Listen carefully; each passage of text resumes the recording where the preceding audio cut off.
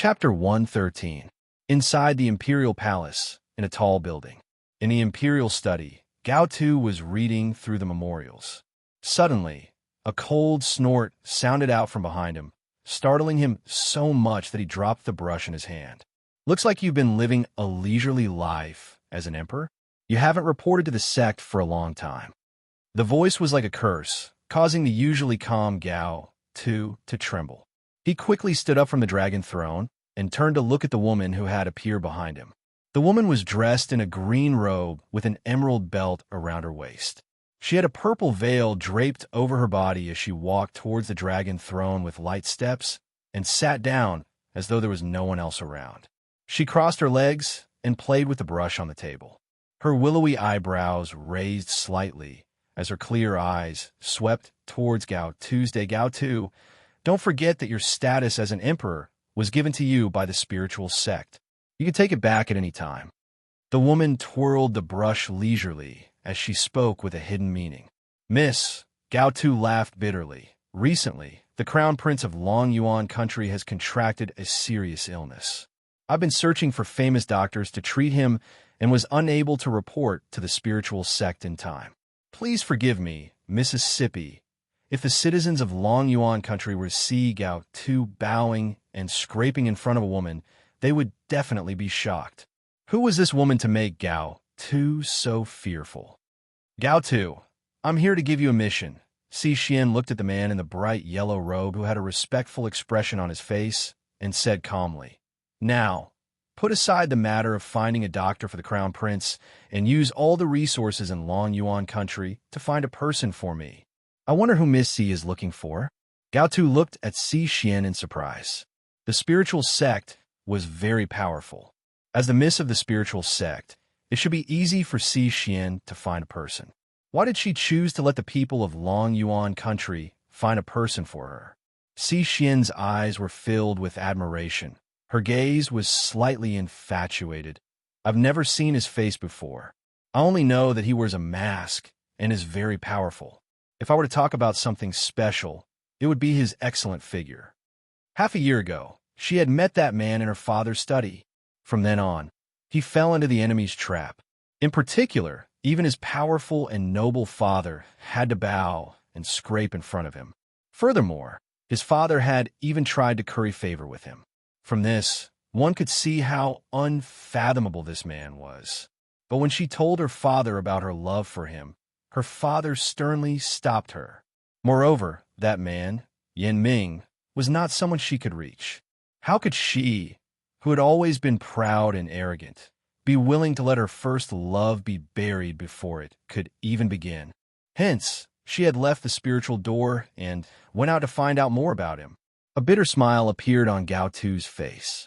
Miss C, how am I supposed to find this person in this sea of people? Not to mention a portrait. He didn't even know the person's name. In such a vast sea of people, no matter how powerful he was, he couldn't find this person. Xianxia was silent for a while, then said, I remember my father once said that he didn't have a surname, and that his name was Xiao. At that time, I didn't believe what he said. How could a person not have a surname? I'm not sure if this will be useful in your search. Furthermore, you must keep this a secret from me. Don't let anyone from the spiritual sect know about this. Chapter 114. Gao Tu fell silent. He knew what it would mean if he agreed to Xianxia's request.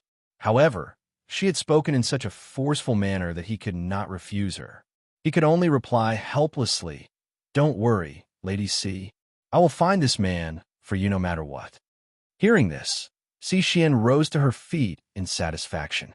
Her eyes were filled with a smile. Gao Tu, you should know what's good for you. I'll leave this task to you. If you can't complete this task, don't blame me for being heartless. Even though the woman had a gentle smile on her face, Gao Tu could feel a bone-piercing chill in her voice. He could not help but shiver as he replied respectfully, Miss C, you don't have to worry about my work. Even if I have to use up the entire army of Long Yuan country, I will find this man for you. All right, I'll wait for your good news. The smile on Xianxia's face grew even more pronounced. She glanced at Gao Tu once more before she turned around and walked out. Gao Tu's smile slowly disappeared as he stared in the direction that Xian had left. His deep-set eyes were now filled with an icy coldness. He clenched his fists unwillingly, and his breathing became labored. He secretly swore in his heart, "One day, I will overthrow the spirit order and never allow myself to be controlled by anyone again." Even though Gao Tu was the emperor of Long Yuan country, he was only a puppet emperor. He still had a powerful organization like the spirit order behind him. His every word and action was under the supervision of the spirit order. Furthermore, he had to report to the spirit order every month. It could be said that there was no point in being an emperor at all.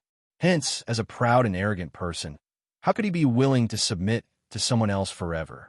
As long as he was given the chance, he would overthrow the spirit order's rule and trample them under his feet. No one could control him. In a luxurious private room at the Phoenix Feather Restaurant, Ning Exine rested her hands on her cheeks as she blinked her large, bright eyes at the peerless beauty sitting in front of her. Her clear eyes were filled with curiosity. "Why are you staring at me?"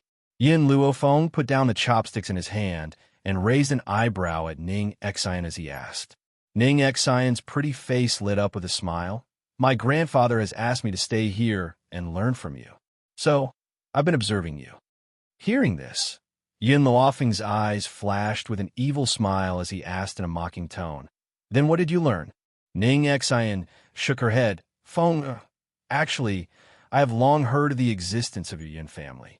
It is said that 10 years ago, the Yin family produced a Xianxia with outstanding talent and a moving demeanor.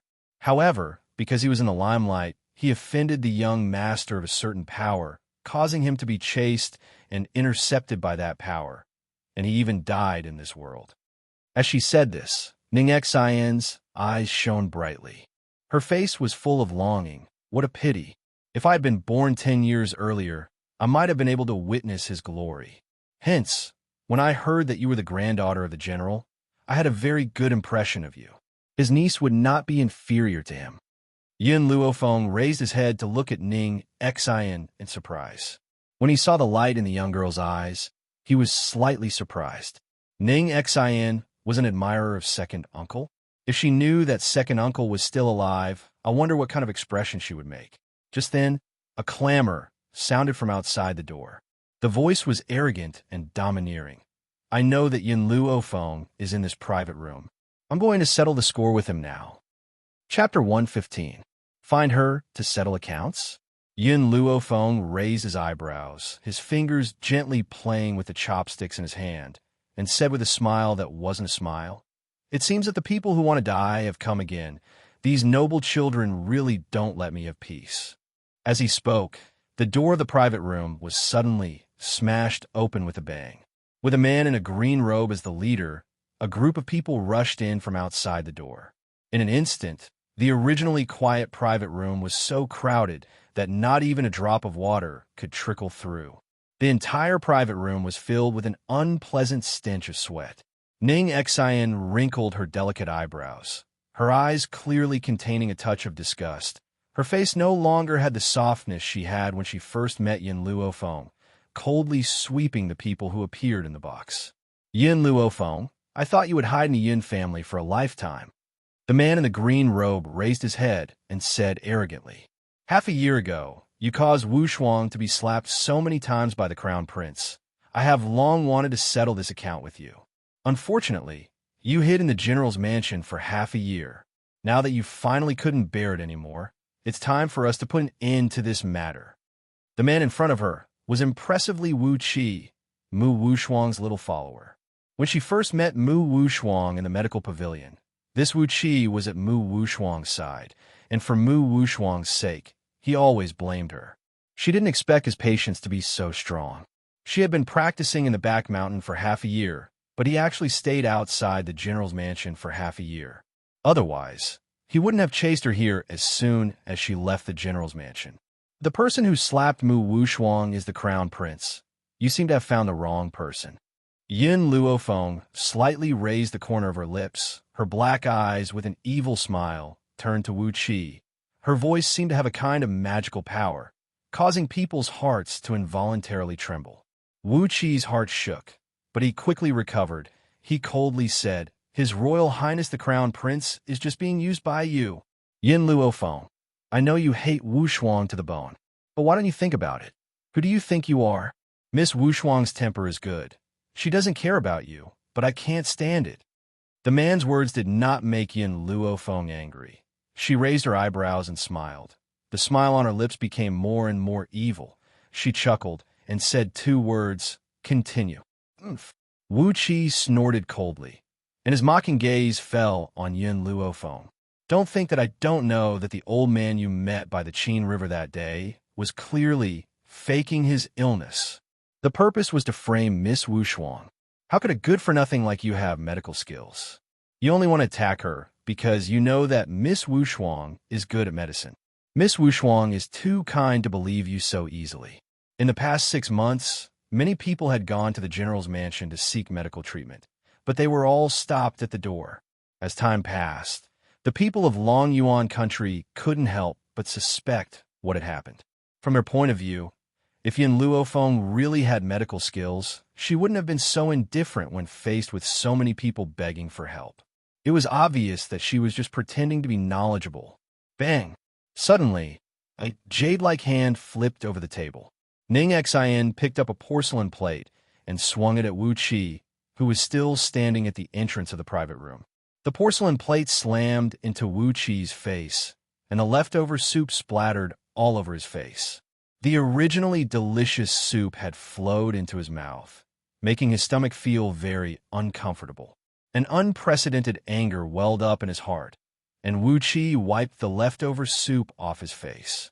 His eyes were spitting fire as he glared at the beautiful young lady who had just stood up. He roared angrily, "Stupid girl! As a servant, you actually have the guts to lay your hands on this young master. Men, snatch this servant girl back for this young master to serve him." Although Ning Xian was beautiful and had a dignified demeanor, Wu Qi had never seen her among the many young ladies of Long Yuan country. In addition, he had seen Ning Xian busying herself in and out of the general's mansion for the past 6 months, so he naturally treated her as a doted servant girl. Chapter 116. A sense of anger flashed in Ning Xian's eyes as she stared at the reckless Wu Qi. "What did you say? Are you saying that I'm a servant girl who serves others?" She was the dignified eldest lady of the Ning family, yet she had been reduced to a servant girl in these people's mouths. In particular, Wu Qi's wretched manner of asking her to serve him made her want to step on his head. "That's right." Wu Qi glanced arrogantly at Ning Xian as if he was giving her charity. "Little girl, you won't have much of a future with the Yun family. Once the old man passes away, you'll be auctioned off to a brothel. Instead of serving so many men in a brothel, why don't you serve me instead? I'll make sure you fuck me, haha." Ning Xian was enraged. Her beautiful face was flushed with anger. Then, without any hesitation, she walked towards Wu Qi and aimed a kick at his crotch. "Arg!" A heart-wrenching voice resounded throughout the entire restaurant. Wu Qi curled up in pain. His face turned green and his handsome features twisted. He roared with malevolence. "Damned girl! How dare you touch me? Men, tie this damned girl up and send her to my bed." "Yes, young master." When the servants saw that their young master was being bullied, they stepped forward to grab Ning Xian's arm. However, the young girl's arm was as slippery as an earthworm and slipped through their grasp without leaving a trace. Bang! Ning Xian evaded the servant's demonic claws. She then extended her slender leg and kicked Wu Qi again, sending him flying out of the room. Wu Qi was thrown out of the private room and landed in the corridor. He was in so much pain that he was drenched in sweat, but he could not say a word. There were many passers-by in the restaurant. They pointed at Wu Qi, who was lying on the floor, and whispered to each other. "Did you just say that you want me to serve you?" Ning Xian stepped hard on Wu Qi's chest and raised her eyebrows slightly, asking, "Are you satisfied with my service now? You dare to hurt me. The Wu family will never let you and Yin Luofeng get away with it." Wu Qi gritted his teeth, and his voice trembled. Indeed, the kind of master, the kind of servant girl, neither of these two women were good people. She didn't have Miss Wu Shuang's elegance at all. Wu family? Ning Xian sneered and said indifferently, "What can the Wu family do to me if I cripple you? I'm warning you. Stay away from the Yun family. If you dare to cause trouble again, it won't be as simple as crippling you." After saying that, Ning Xian's foot gradually moved from Wu Qi's chest to his crotch, and then stomped down hard. Aw! The howl of a pig being slaughtered reverberated throughout the entire restaurant. Everyone couldn't help but shiver when they saw the pool of blood on Wu Qi's crotch. They knew that Wu Qi was completely crippled this time. He probably didn't even have the ability to carry on the family line. When Ning Xian was done with the Wu family, she turned around and walked into the private room. At this moment, Yin Luofeng was leaning back on the wooden chair and holding the back of his head lazily. The corners of his lips were curled into a demonic smile, and his black eyes were filled with a playful smile. It was as if he was watching a good show. I didn't expect that the young miss of a Ning family would be so domineering when she flips out. Ning Xian's little face turned red. I just can't stand the way these people treat you. But, Xiaofeng, I haven't caused any trouble for you, have I? Yin Luofeng raised an eyebrow. The Wu family isn't much of a problem. Besides, I've been in hiding for so long. It's time for people to know that the Yun family isn't to be trifled with. Chapter 117. So what if they were royalty? Those who offended the Yun family would be punished. The Wu family. A furious roar resounded throughout the entire courtyard, as if it was filled with monstrous hatred and was burning fiercely in this raging fire. Yin Luofeng, if I don't kill you, I am not human. Wu Qi lay on the carved wooden bed, his blood staining the blanket beneath him red. He clenched his fists tightly and gritted his teeth. The hatred in his eyes grew stronger and stronger, like a dagger dipped in poison. Just one look was enough to make one feel as if they had been poisoned. Cheer! Wu Ran lowered his eyes. He looked at his son's pitiful state, and a murderous glint flashed across his eyes. Don't worry. I will seek justice for you. Now, I will enter the palace to see the emperor. The Yin family's little servant girl has done such a thing. No matter how shameless that old man Yin Luo is, he must hand over Yin Luofeng and his little servant girl. Wu Qi gritted his teeth, his eyes filled with hatred. Father, when the time comes, hand Yin Luofeng and the little servant girl over to me. I want to let them experience what it means to live a life worse than death. If he did not torture them, he would not be able to vent his hatred, especially that little servant girl. As a servant girl, she had dared to attack him. She was seeking death. This time, even Yin Luo would not be able to protect them. Men, prepare the palanquin. I need to enter the palace to see the emperor. Wu Ran's eyes were cold, and his murderous intent intensified. So what if old man Yin Luo was strong? His granddaughter had done such a heinous thing. How could he be so unreasonable as to side with her? Even if he wanted to protect her, the emperor would not let him do as he wished. Having reached this point in his train of thought, he turned to look at the young man lying on the bed. His voice warm, he said, Wait here for your father's good news. In a moment, I will bring Yin Luofeng and his maidservant back.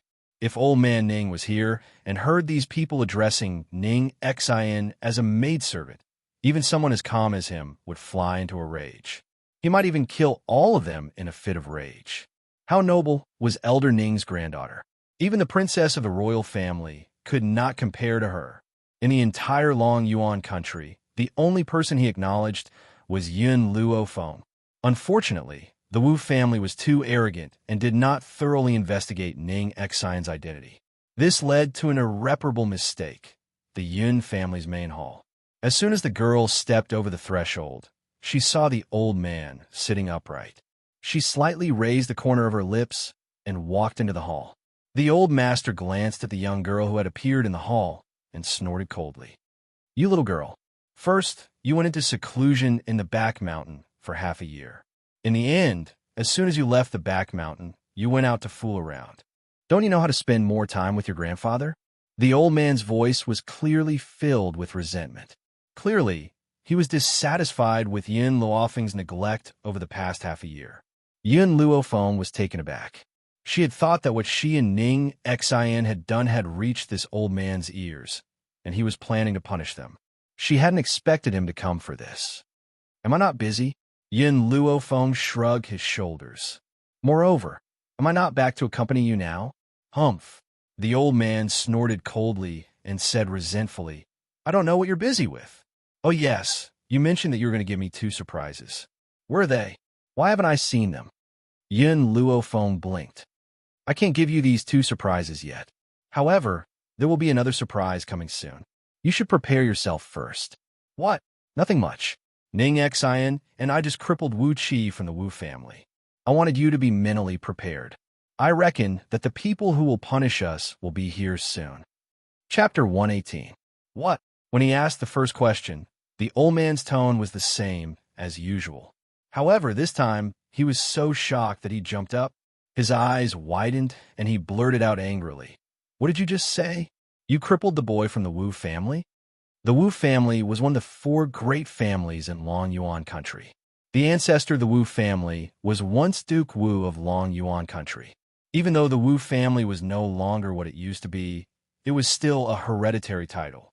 The mistress of the Wu family was also a 2nd-grade royal ordained title. But his own granddaughter had actually crippled the only son of the Wu family. She even called this a surprise for him. He thought it was more like he was shocked. Actually, when I said crippled, I didn't mean to cripple Wu Qi's abilities. I meant to make him lose his ability to carry on the family line. Yin Luofeng seemed to be afraid that the old man would misunderstand and explained once again. The old man almost spat out a mouthful of blood. This girl had made Wu Qi lose his ability to carry on the family line. Didn't that mean that the Wu family would be without descendants? Wouldn't that boy from the Wu family come after him? Although the old man was not afraid of the Wu family's master, if this matter were to be reported to the royal family, whether it was that Dogmu Xingqiu or the Dog Emperor, they would not let go of this opportunity to target the Yun family. You little girl, if you had only beaten Wu Qi up, I could still argue back. After all, Wu Qi was in the wrong. But you've actually made him lose his ability to carry on the family line. Yin Luofeng smiled helplessly. I'm afraid that this matter will be difficult to resolve. Yin Luofeng raised an eyebrow and yawned lazily. Ning Xian was the one who crippled him. Of course, even if she hadn't done so, I would have crippled him. Sigh. The old man glared at Yin Luofeng and said unhappily, Do you feel uncomfortable every day that you don't cause trouble for me? Go back to the back of the mountain and reflect on your mistakes. Without my orders, you're not allowed to take a step out. Yin Luofeng's lips curled into an arc as she looked at the old man in front of her. How could she not know the old man's intentions? This old man wanted her to hide and not appear in front of anyone unless something happened. As for the Wu family, he would handle it. But how could Yin Luofeng become a coward after causing trouble? If that was the case, she would look down on herself. I know you don't want me to face those people, but Ning Xian and I caused this mess. I should be the one to face it. Grandpa, you're getting on in years. You should enjoy your remaining years. You shouldn't worry about these things. Yin Luo was mildly stunned. He looked at the young girl standing in front of him. At this moment, he finally realized that his granddaughter had grown up and had become more responsible. She wasn't a young girl who only knew how to hide behind her family for protection after causing trouble. The imperial edict has arrived. A sharp voice pierced through the horizon and came from outside the courtyard. The imperial edict has arrived. Yin Luofeng accepts the edict. Yin Luo's heart, which had just calmed down, tensed up once more following this sharp voice. His brows knitted tightly together. Fenger, no matter what happens later, don't say anything. This time, even if I have to throw away my face, I will protect your safety. No one can take my granddaughter away from me. At this moment, Yin Luo's gaze was sharp and his expression was dignified. He was like an awe-inspiring general on the battlefield. Under the autumn wind, the eunuch held a bright yellow imperial edict in his hand as he stood in the front courtyard. He stared coldly at the grandfather and granddaughter who had just walked out of the main hall. A hint of impatience flashed across his eyes. Chapter 119. Yin Luofeng, His Imperial Majesty has ordered you to bring your servant girl to the palace to see His Imperial Majesty. You must leave immediately and do not stop." The eunuch's voice was as sharp as a needle as he coldly ordered. "Servant girl." Master Dongfang turned his puzzled gaze towards Yin Luofeng and furrowed his brows. "What did your servant girl do? Why did he order you to bring your servant girl to see his imperial majesty?" Yin Luofeng shrugged his shoulders. "The servant girl he was talking about is Ning Xian." "Ning Xian? Servant girl?" Master Dongfang was completely dumbfounded. A member of the imperial family had actually called Ning Xian a servant girl? Even though he still does not know Ning Xian's identity, he could tell from Elder Rong's attitude towards Elder Ning. Yet these people had actually called her a servant girl? Where did they get their sense of superiority to treat such a dignified and beautiful young girl as a servant girl? "Yin Luofeng, what are you standing there for? Come with me to see his imperial majesty." The eunuch said coldly when he saw that Yin Luofeng was unmoved. Master Dongfang's face sank. "Feng since the emperor has ordered you to go, I will accompany you.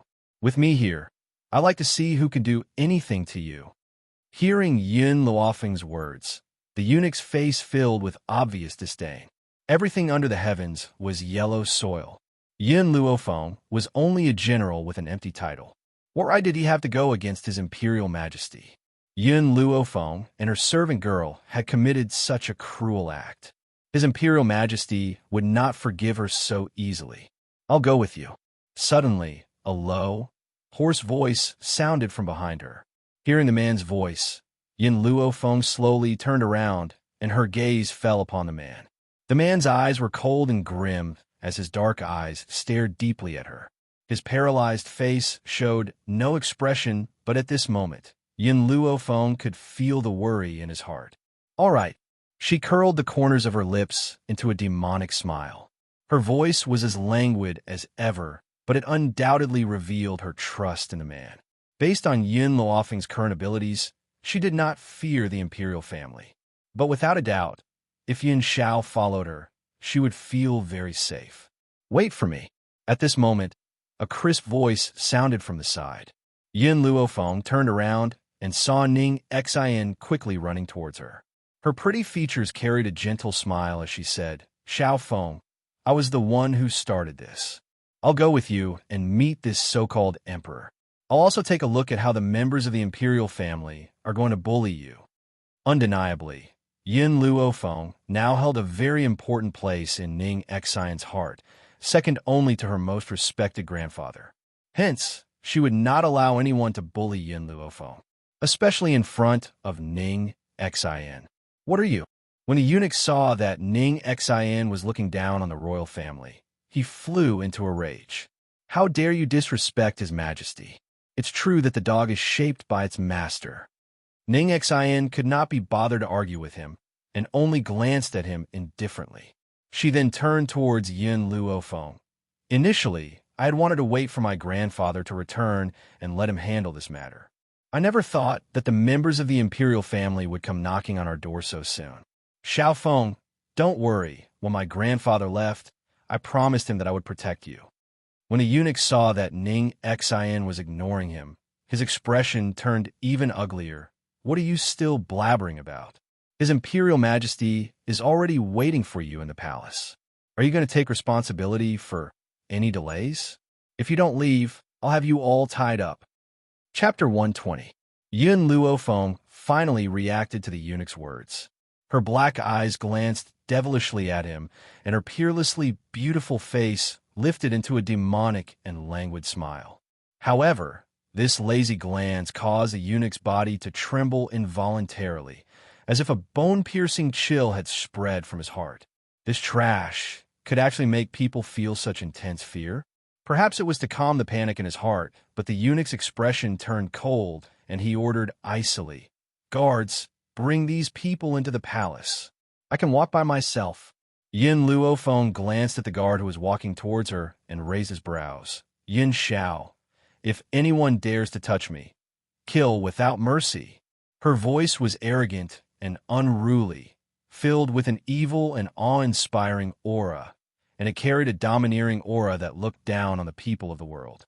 Yin Xiao did not say anything, silently standing by Yin Luofeng's side. Killing intent flashed in his cold black eyes, and his black robes fluttered despite the lack of wind.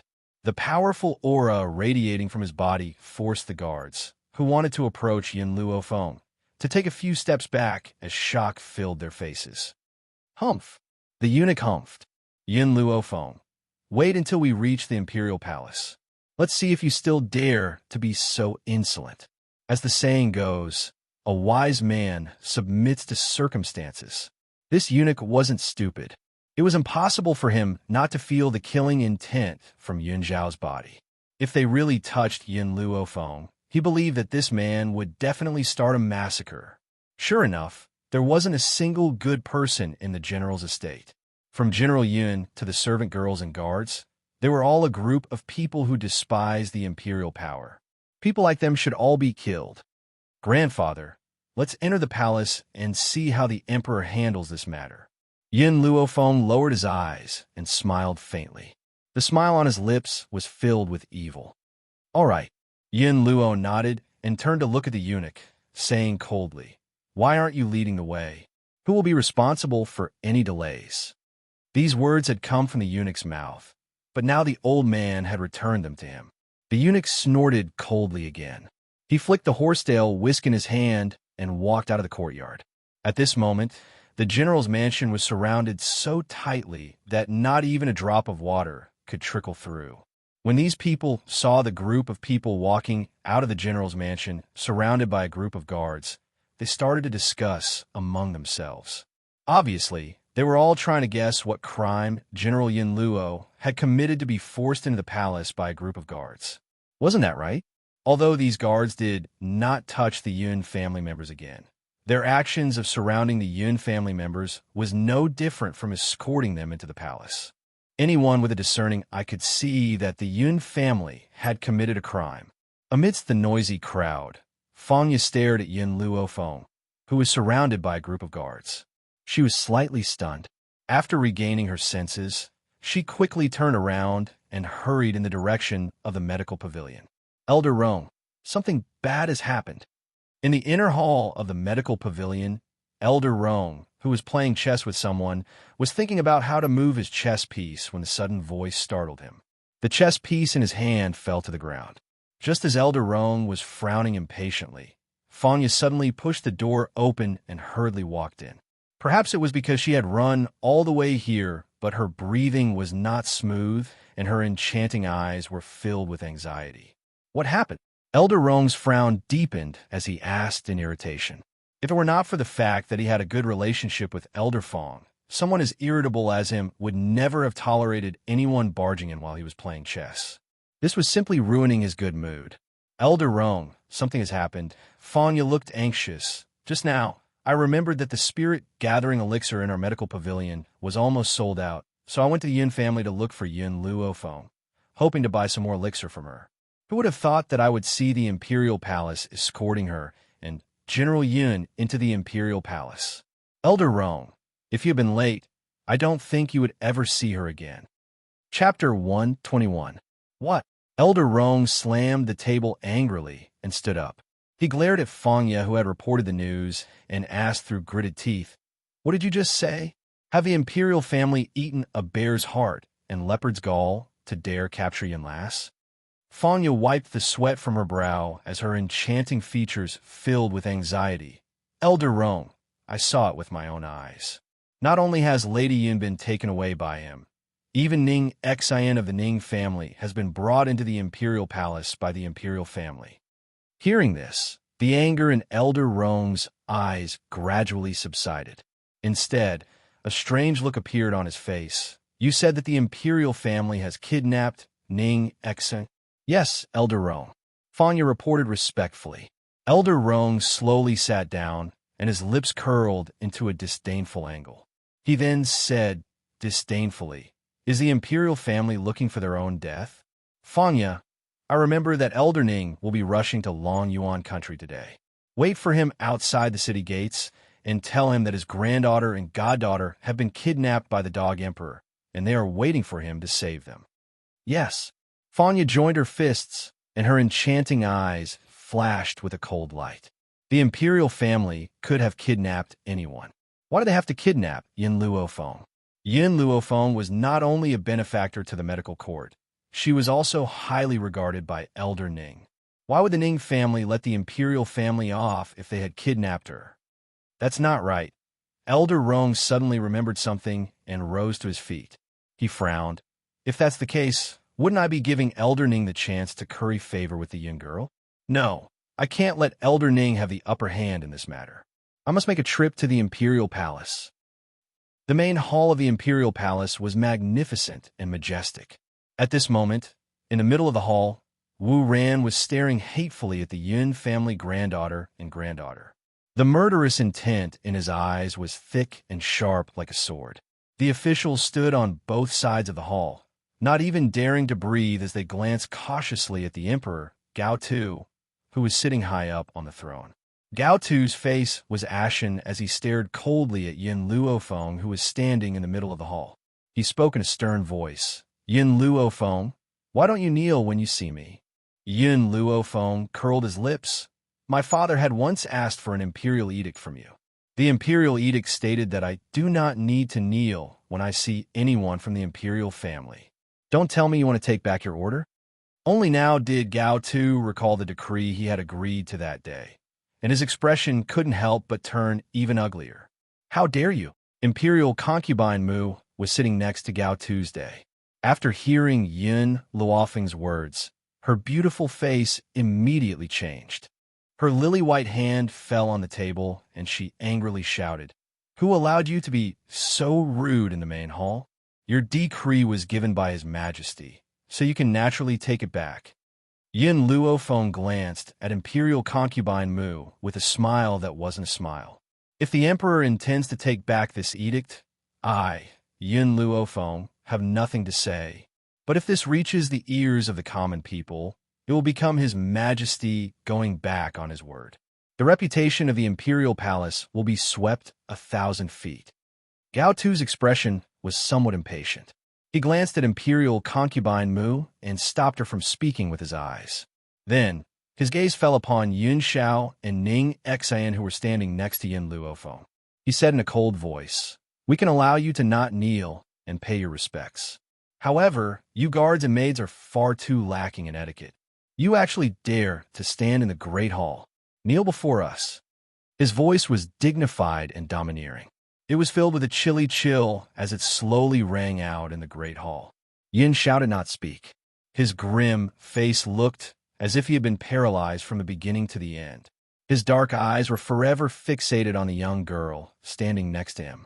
It was as if he had not heard Gao Tu's voice and completely ignored him. Chapter 122.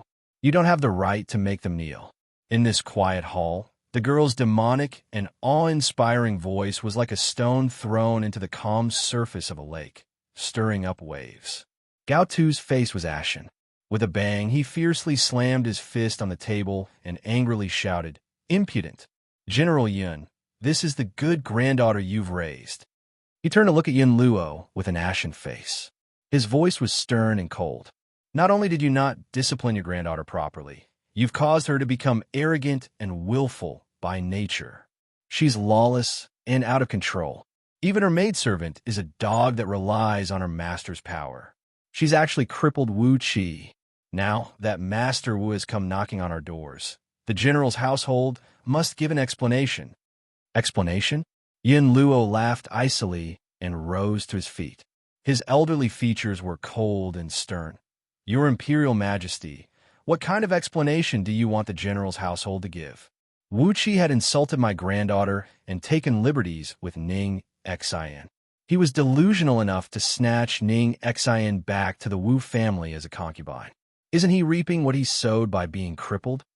Gao Tu's face sank, and he scoffed icily. "General Yun, no matter how many wrongs Wuxia has committed, the general's household should not have crippled him. Besides, the Ning Xian that you speak of is only a little maidservant. As a maidservant, she has the right to be someone else's concubine. As the heir of the Wu family, Wuxia would never humiliate her." Hearing that Gao Tu had called Ning Xian a little maidservant just like the Wu family, Yin Luo's elderly features lit up with a mocking smile. "General Yun, As a meritorious minister of Long Yuan country, we do not wish to punish you. Gao Tu clearly did not see the mocking smile on Yin Luo's face. He calmed the anger in his heart and continued. So, you don't have to worry about this matter. We will now issue an imperial decree to betroth this little maidservant to Wuxia.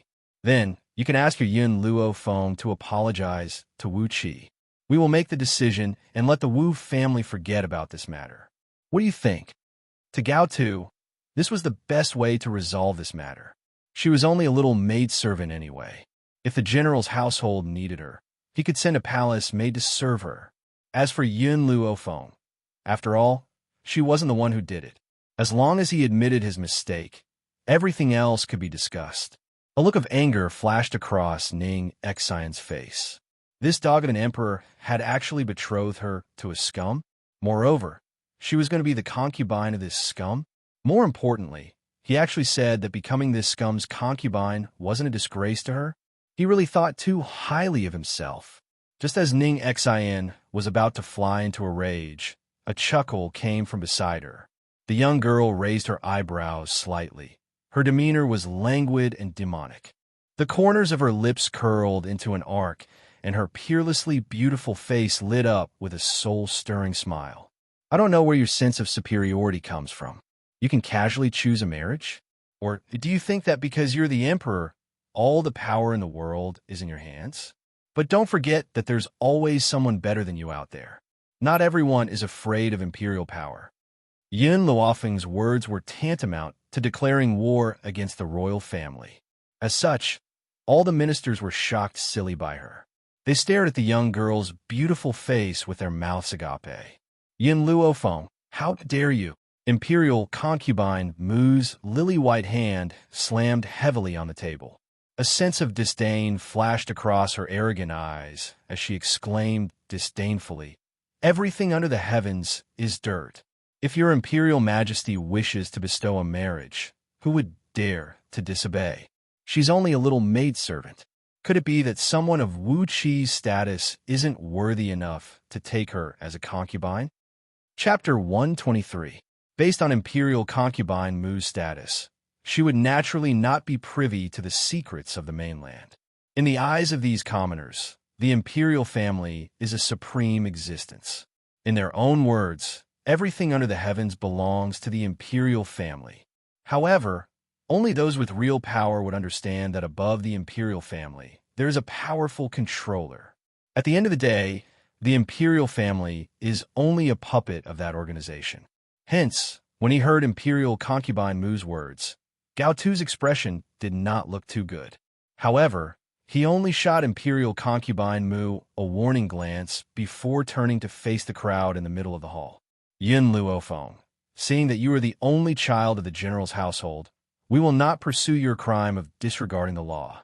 Now that your servant girl has committed a heinous crime, marrying her to Wu Qi as a concubine is already the most lenient punishment. Gao Tu raised his chin slightly, his dignified tone of voice leaving no room for doubt. Suddenly, a light chuckle pierced through the air and sounded from outside the hall, carrying a hint of mockery. This emperor is truly awe-inspiring. Choosing anyone's marriage as he pleases? Do you really think that you can make decisions on this mainland? As soon as he finished speaking, a green-robed old man slowly walked in from outside the main hall. His steps were light and quick. You could only see him take 2 steps, but his whole body was already in front of you. He was like a wisp of green smoke, so fast that it was impossible to see him. Grandfather! A sense of joy flashed in Ning Xian's eyes when she saw Elder Ning. She then walked towards the old man as a gentle smile appeared on her pretty and dignified features. "Grandfather, you're here?" Elder Ning stroked Ning Xian's head. His eyes filled with affection. "Tell grandfather, did anyone bully you while I was away?" As he spoke, his eyes swept towards Gao Tu, who was seated high up in the hall, as if he was implying something. "Grandfather." Ning Xian's face filled with grievance when she heard this. "I've heard that Lin Feng's days in Long Yuan country have not been easy. I thought that it was an exaggeration, but today, when Lin Feng and I went to a restaurant for a meal, Wuxia from the Wu family barged in and tried to make a move on Linfo. What do you mean by an exaggeration? Not only the Wu family would do such a thing, she could also exaggerate the severity of the situation. Sure enough, Elder Ning's expression sank, and his old face was overcast like the eve of a storm. After that, I couldn't stand the sight of those silk pants, so I made a move on them. Who could have guessed that Wu Qi would try to take me back and make me serve him? Ning Exin gritted her teeth and deliberately emphasized the word serve. Her clear eyes were filled with rage. Of course. How could I be willing to be taken advantage of by him? So I crippled him. You saw what happened next. The emperor wanted to take revenge for the Wu family. He captured me and Lin Feng into the palace, intending to force me to marry that scum. He even said that I'm only fit to be his concubine. The more Ning Xian spoke, the more aggrieved she felt. She had been by her grandfather's side since she was a child. Everyone treated her with respect. When had he ever suffered such humiliation?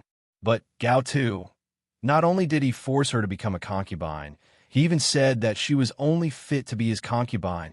Elder Ning snorted coldly as a cold light flashed across his indifferent eyes. Xian, Grandpa has told you long ago that you don't need to show mercy to your enemies. How is it enough to deal with that kind of scum by crippling him? You should make him lose an arm or a leg and never be able to stand again for the rest of his life. Grandfather's teachings are right. I'll remember it. Ning Xian winked mischievously and replied with a smile. The grandfather and granddaughter's conversation, as if there was no one else present, had completely infuriated Wu Ran. His eyes glared at Ning Xian, as if he wanted to execute her by 1,000 cuts. Chapter 124. How dare you? How dare you trespass into the imperial palace? You're obviously digging your own grave. Wu Ran then turned towards Gao Tu and felt his knees with a loud thud. He cried bitterly, Your Imperial Majesty, you must uphold justice for me. This little servant girl and this old man are looking down on the Wu family. They obviously don't respect your Imperial Majesty. This pair of grandfather and granddaughter should be executed by 1,000 cuts, and their 9 generations should be executed. Execute my 9 generations? Elder Ning smiled calmly and replied calmly. I'm afraid that you can't afford to execute my 9 generations. As soon as he finished speaking, he turned his gaze towards Gao Tu and stood with his hands behind his back, looking indifferent. Even the people from the spirit sect didn't dare to say that they would kill their entire family in front of me. I don't know where the royal family gets their arrogance from to be so rude to me. You even call my granddaughter a servant girl? You even call her a concubine? Gao Tu's face, which was originally filled with anger, turned pale with a swoosh after hearing the old man's words. His eyes were filled with fear. Spiritual sect? He actually knows about the spiritual sect. Where did this old man come from? Spiritual sect? What's that? Imperial concubine Mu obviously did not know about the existence of the spiritual sect. She laughed icily and said, Do you think that the spiritual sect can be compared to the imperial family? The entire Long Yuan country belongs to the imperial family. Who would dare to disobey the imperial family's orders? Slap! Just as Imperial concubine Mu had finished speaking, a slap suddenly came from the side and landed fiercely on her cheek. She was dumbfounded and turned her head in disbelief towards the angry, handsome man next to her. Your Imperial Majesty, you. Imperial concubine Mu's beautiful eyes widened and filled with tears. Her beautiful face was deathly pale. On a normal day, she had relied on Gao Tu's pampering to become arrogant. From the fact that she was allowed to participate in politics, one could see her position in Gao Tu's heart.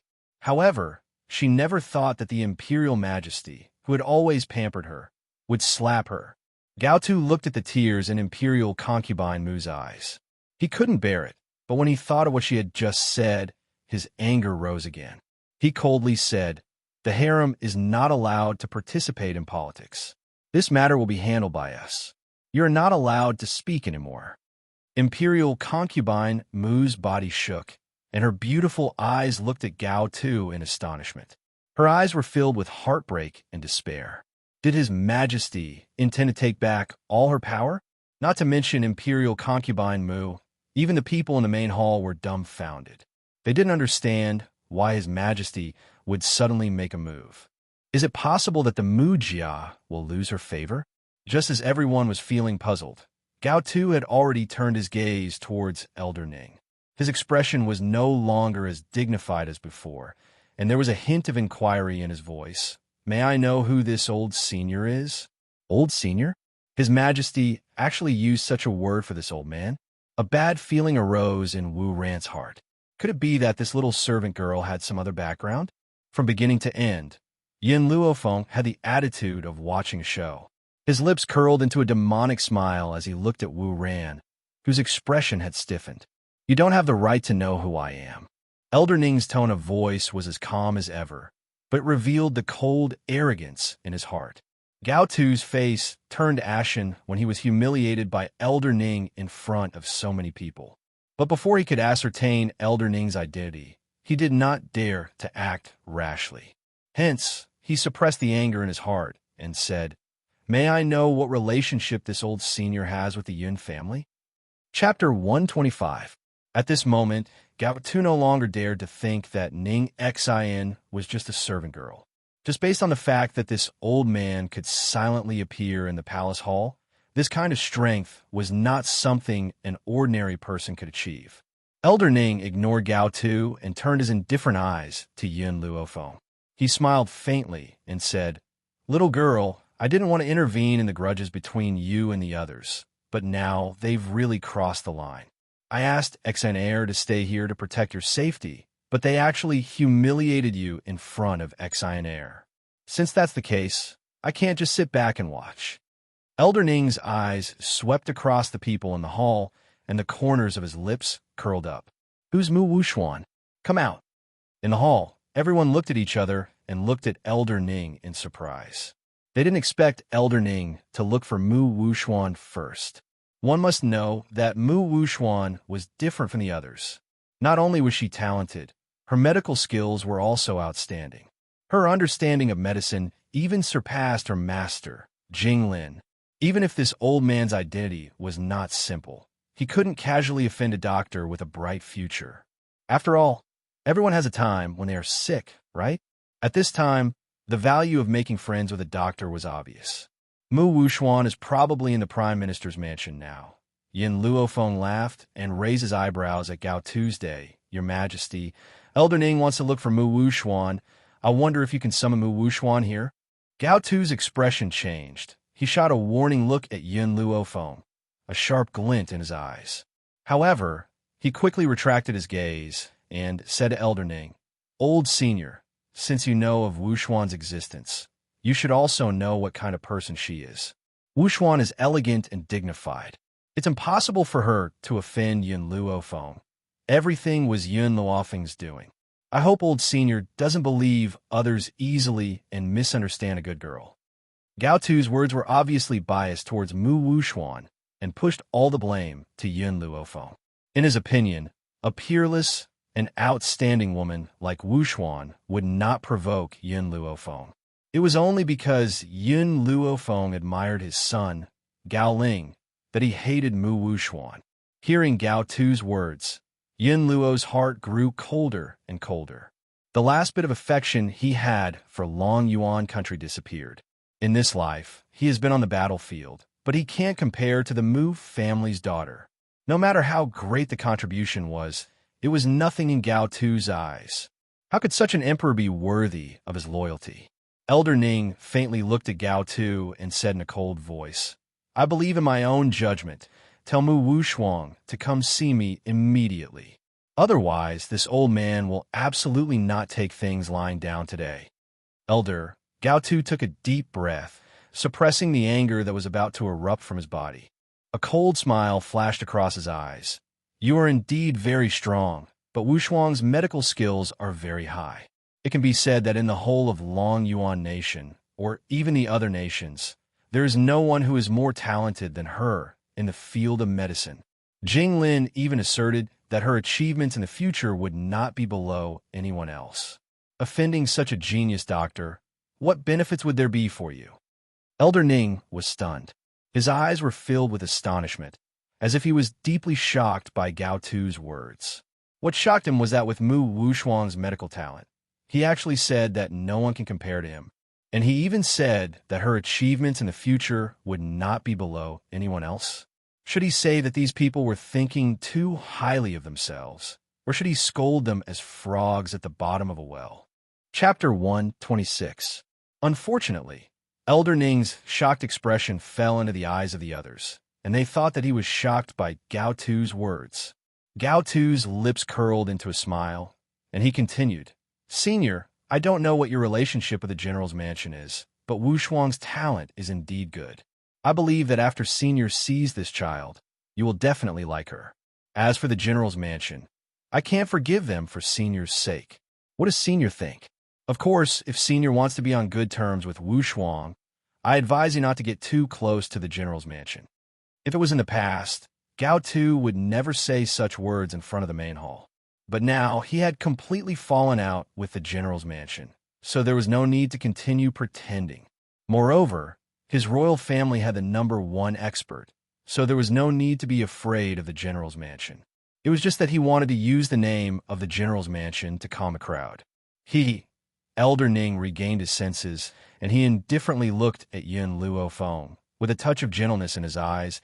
"Little girl, these people don't know that you have medical skills. They actually said that Mu Wushuang's medical talent is unparalleled. This is simply waving a big sword in front of Guan Yu. In front of you, they actually dare to flatter Mu Wushuang.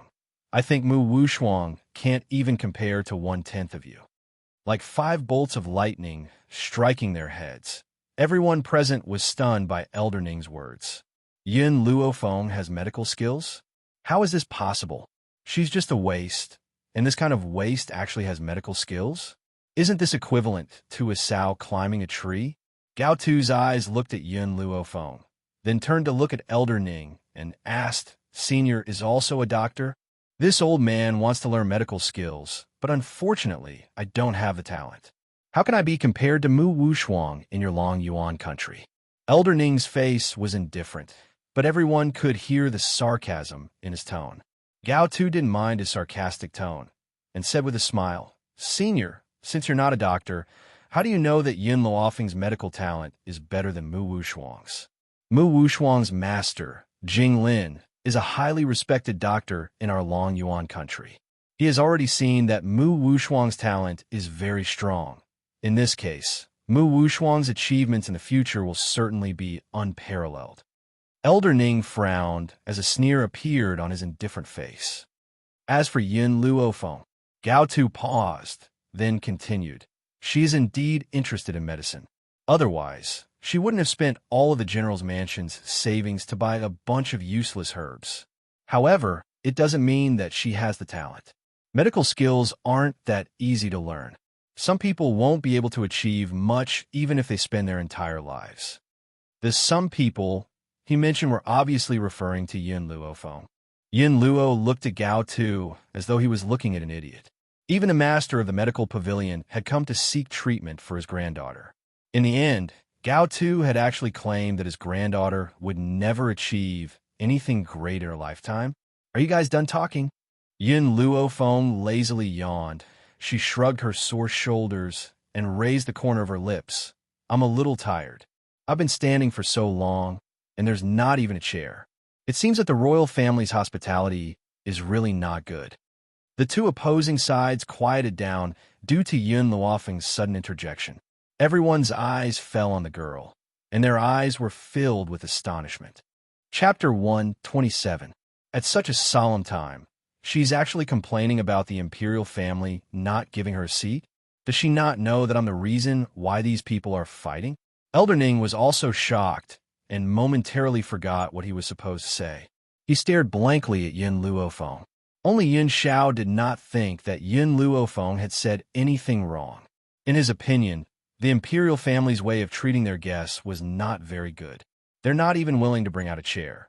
Hence, Yun Xiao's black eyes slowly turned away from Yun Luofeng, and his grim gaze turned towards imperial concubine Mu, who was seated high above. "What do you want?" Imperial concubine Mu saw Xianxia walking towards her and shivered. Her shrill voice rang out, "Quick! Quickly capture this man and protect the imperial concubine. Protect the imperial concubine. Protect the imperial concubine." Gao Tu was also frightened by Yun Zhao's sudden action and anxiously shouted out his orders. However, just as Gao Tu's voice rang out, the grim man's figure moved like a gust of black wind and quickly appeared in front of imperial concubine Mu. His speed was so fast that no one could react in time. The guards did not even have time to draw their swords. Thud. The man did not make any unnecessary movements. He pulled imperial concubine Mu off the phoenix chair and threw her on the ground. He then bent down to pick up the phoenix chair and walked towards Yin Luofeng, who was in the middle of the main hall. When Yun Xiao placed the phoenix chair behind Yin Luofeng, the crowd suddenly stirred. They stared in shock at the man's grim and handsome features and were deeply awed by his domineering actions. This fellow had snatched the imperial concubine's phoenix chair just because of one sentence from Yun Luofeng. Where on earth had the general's mansion managed to recruit such a domineering and sincere man? He was simply the most outstanding lover in every woman's eyes, especially when this man was so good-looking. Unfortunately, his status was too lowly, and he was only a guard of the general's mansion. Otherwise, countless women would have gone crazy for him. "This chair isn't comfortable, but I can't ask for too much here, so I'll have to make do with it." Yin Luofeng slowly sat down, and the corners of her lips curled into a demonic smile. She looked at the crowd with a smile that did not reach her eyes and said, "All of you continue." "Continue? Continue, you big watermelon. How are they supposed to continue their conversation after being interrupted by you?" Imperial concubine Mu felt very sullen. Her beautiful eyes glared hatefully at Yun Xiao, but because she had been slapped by Gao Tu, she did not dare to say another word.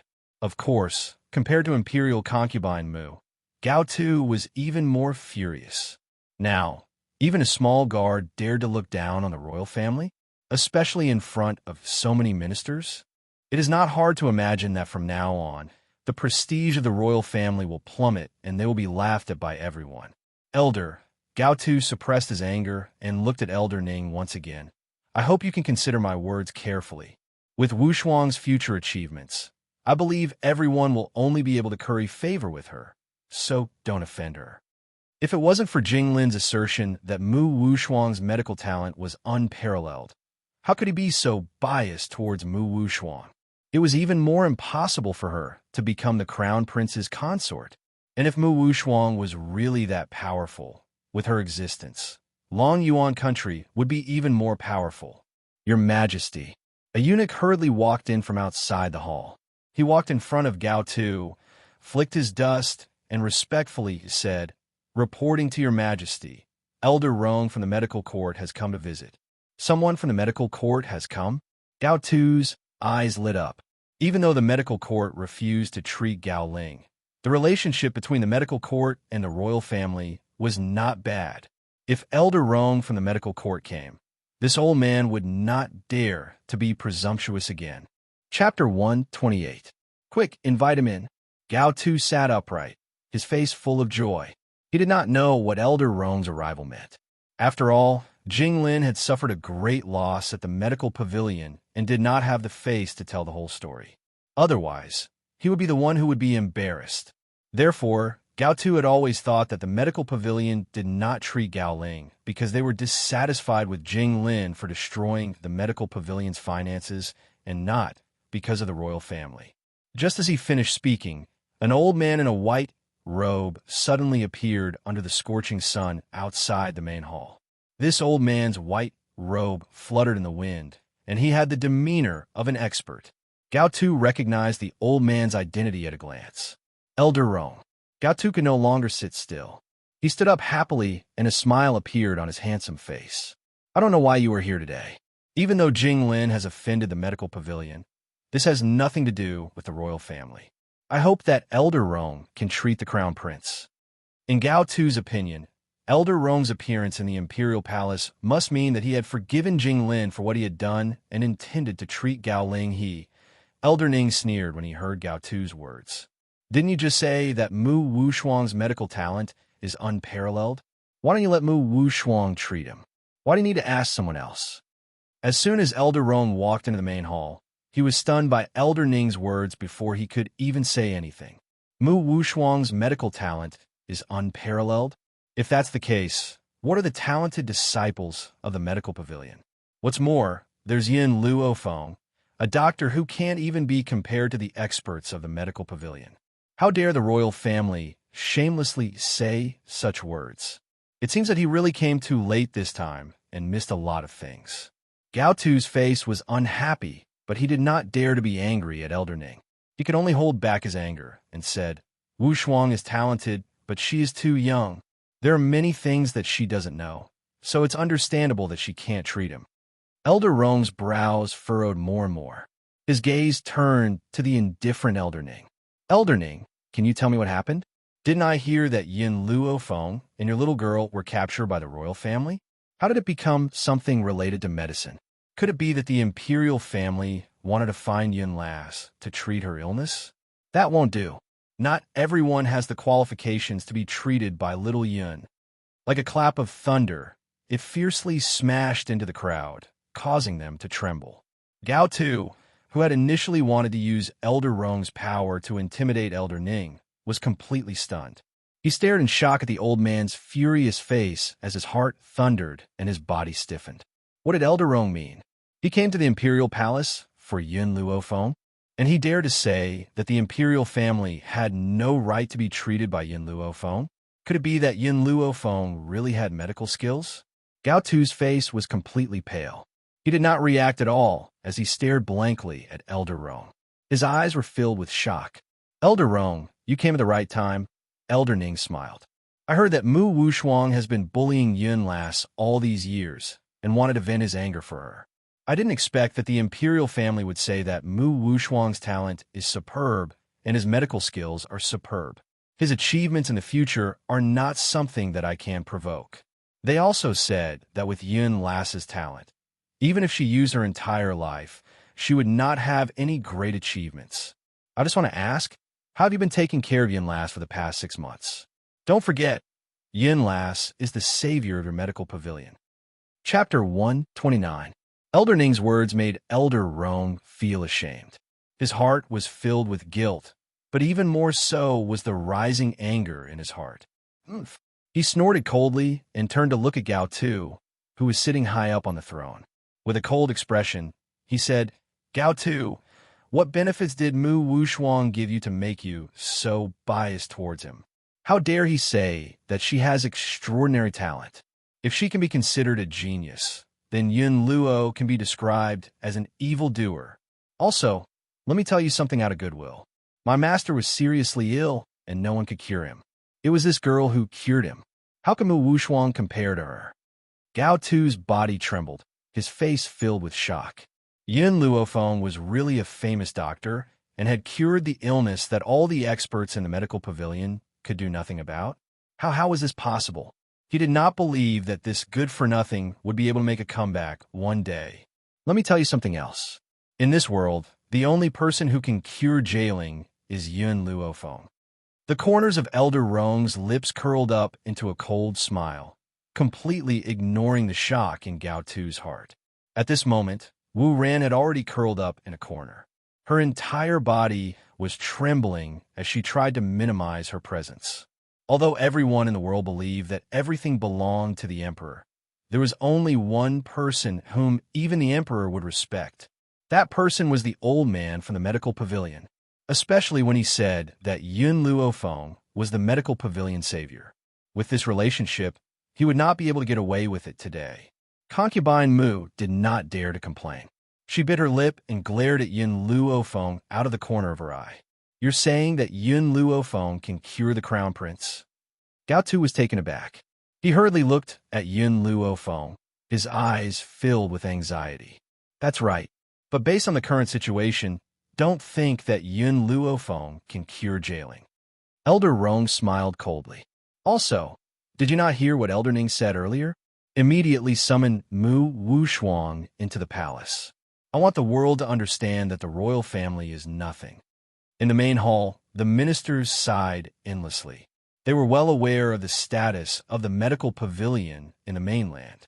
They also knew that even the royal family respected the medical pavilion. However, they did not expect that the royal family did not feel respect for the medical hall, but fear. Right now, they were indeed like frogs at the bottom of a well. They only knew that the royal family was powerful, but they didn't know that there was an even more powerful existence above the royal family. Elder Rome. Gao Tu was a little hesitant. He frowned and said, "Even if Yin Luofeng has medical skills, that doesn't mean that her talent is greater than Wu Shuang's. Perhaps it was just a coincidence that she was able to cure the people from your medical pavilion. Wu Shuang's medical talent is recognized by many people. No matter what, Gao Tu was unwilling to believe that a piece of trash like him could have such influence. A bunch of frogs at the bottom of a well." Elder Rong glanced at Gao Tu disdainfully and said sarcastically, "Mu Wushuang's talent should be what Jing Lin told you. Can that guy's words be trusted?" He was merely bragging about himself. 100 Mu Wushuan couldn't even compare to one Yun Luofeng. "I'll give you one more chance. If you don't summon Mu Wushuan and Jing Lin, I'll personally go to the Prime Minister's residence. At that time, I don't know what will happen to the Prime Minister's residence." "Your Majesty," Imperial concubine Mu screamed. Her beautiful face was deathly pale and her nails dug deep into her palms. "Your Majesty, Wu Shuang is innocent. It must be Yin Luofeng who framed her. Your Majesty, please help Wu Shuang." Chapter 130. Innocent. Elder Ning coldly snorted. His indifferent face raised a touch of ridicule. "I heard that more than half a year ago, the people of your royal family framed Yun Ruoyan, claiming that she robbed a handsome man on the street so that the crown prince would cancel the engagement with her. However, I found out that the person who deliberately framed her was the innocent Mu Wu Shuang." The old man's words were like a heavy weight, mercilessly hitting concubine Mu's heart. She was shocked and her eyes widened, denying it. "That's impossible. Wu Shuang is a kind person. He would never do such a thing." Even though concubine Mu said so, her heart was not sure. Perhaps the world did not know Mu Wushuang's true character, but she knew it very well. With Mu Wushuang's character, he would definitely do such a thing. "Guards!" Gao Tu hardened his heart and commanded, "Bring Mu Wushuang to see me." "Your Majesty!" Concubine Mu cried out. She clenched her fists tightly. "Wushuang would never do such a thing. This is all a false accusation. If Mu Wushuang's reputation was ruined, it would be extremely disadvantageous to the Mu Jia. She would never allow such a thing to happen. Beloved, you're tired. Go and rest." Gao Tu looked at concubine Mu's pale face and lightly said. Obviously, he has been dissatisfied with concubine Mu's repeated rude words. Although concubine Mu is very much favored by him, he will not offend the medical pavilion for a woman. With Elder Rong here, the Mu Jia can only accept their bad luck this time. Concubine Mu's body trembled. She relied on Gao Tu's love for her in the past to plead for Mu Wu Shuang. But before she could speak, the man's majestic voice sounded again. "Guards, take concubine Mu away. Without my order, she is not allowed to take a step out of the palace." Hearing this, on both sides of the palace, 2 guards stood up and respectfully cupped their fists. "Yes, your Majesty."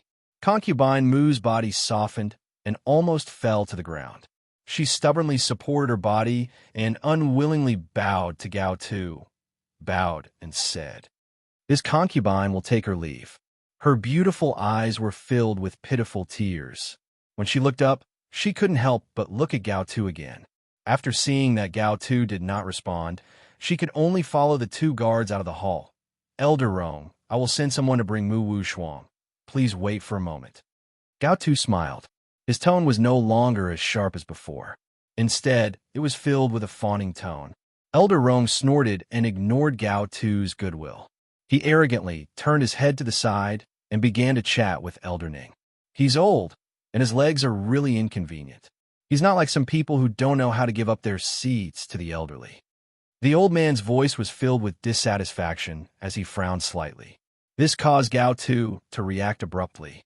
With a stern face, he berated Yin Luofeng. "Yin Luofeng, Are you still not going to give up your chair to Elder Rong? In the entire hall, only he and Yun Luofeng were sitting.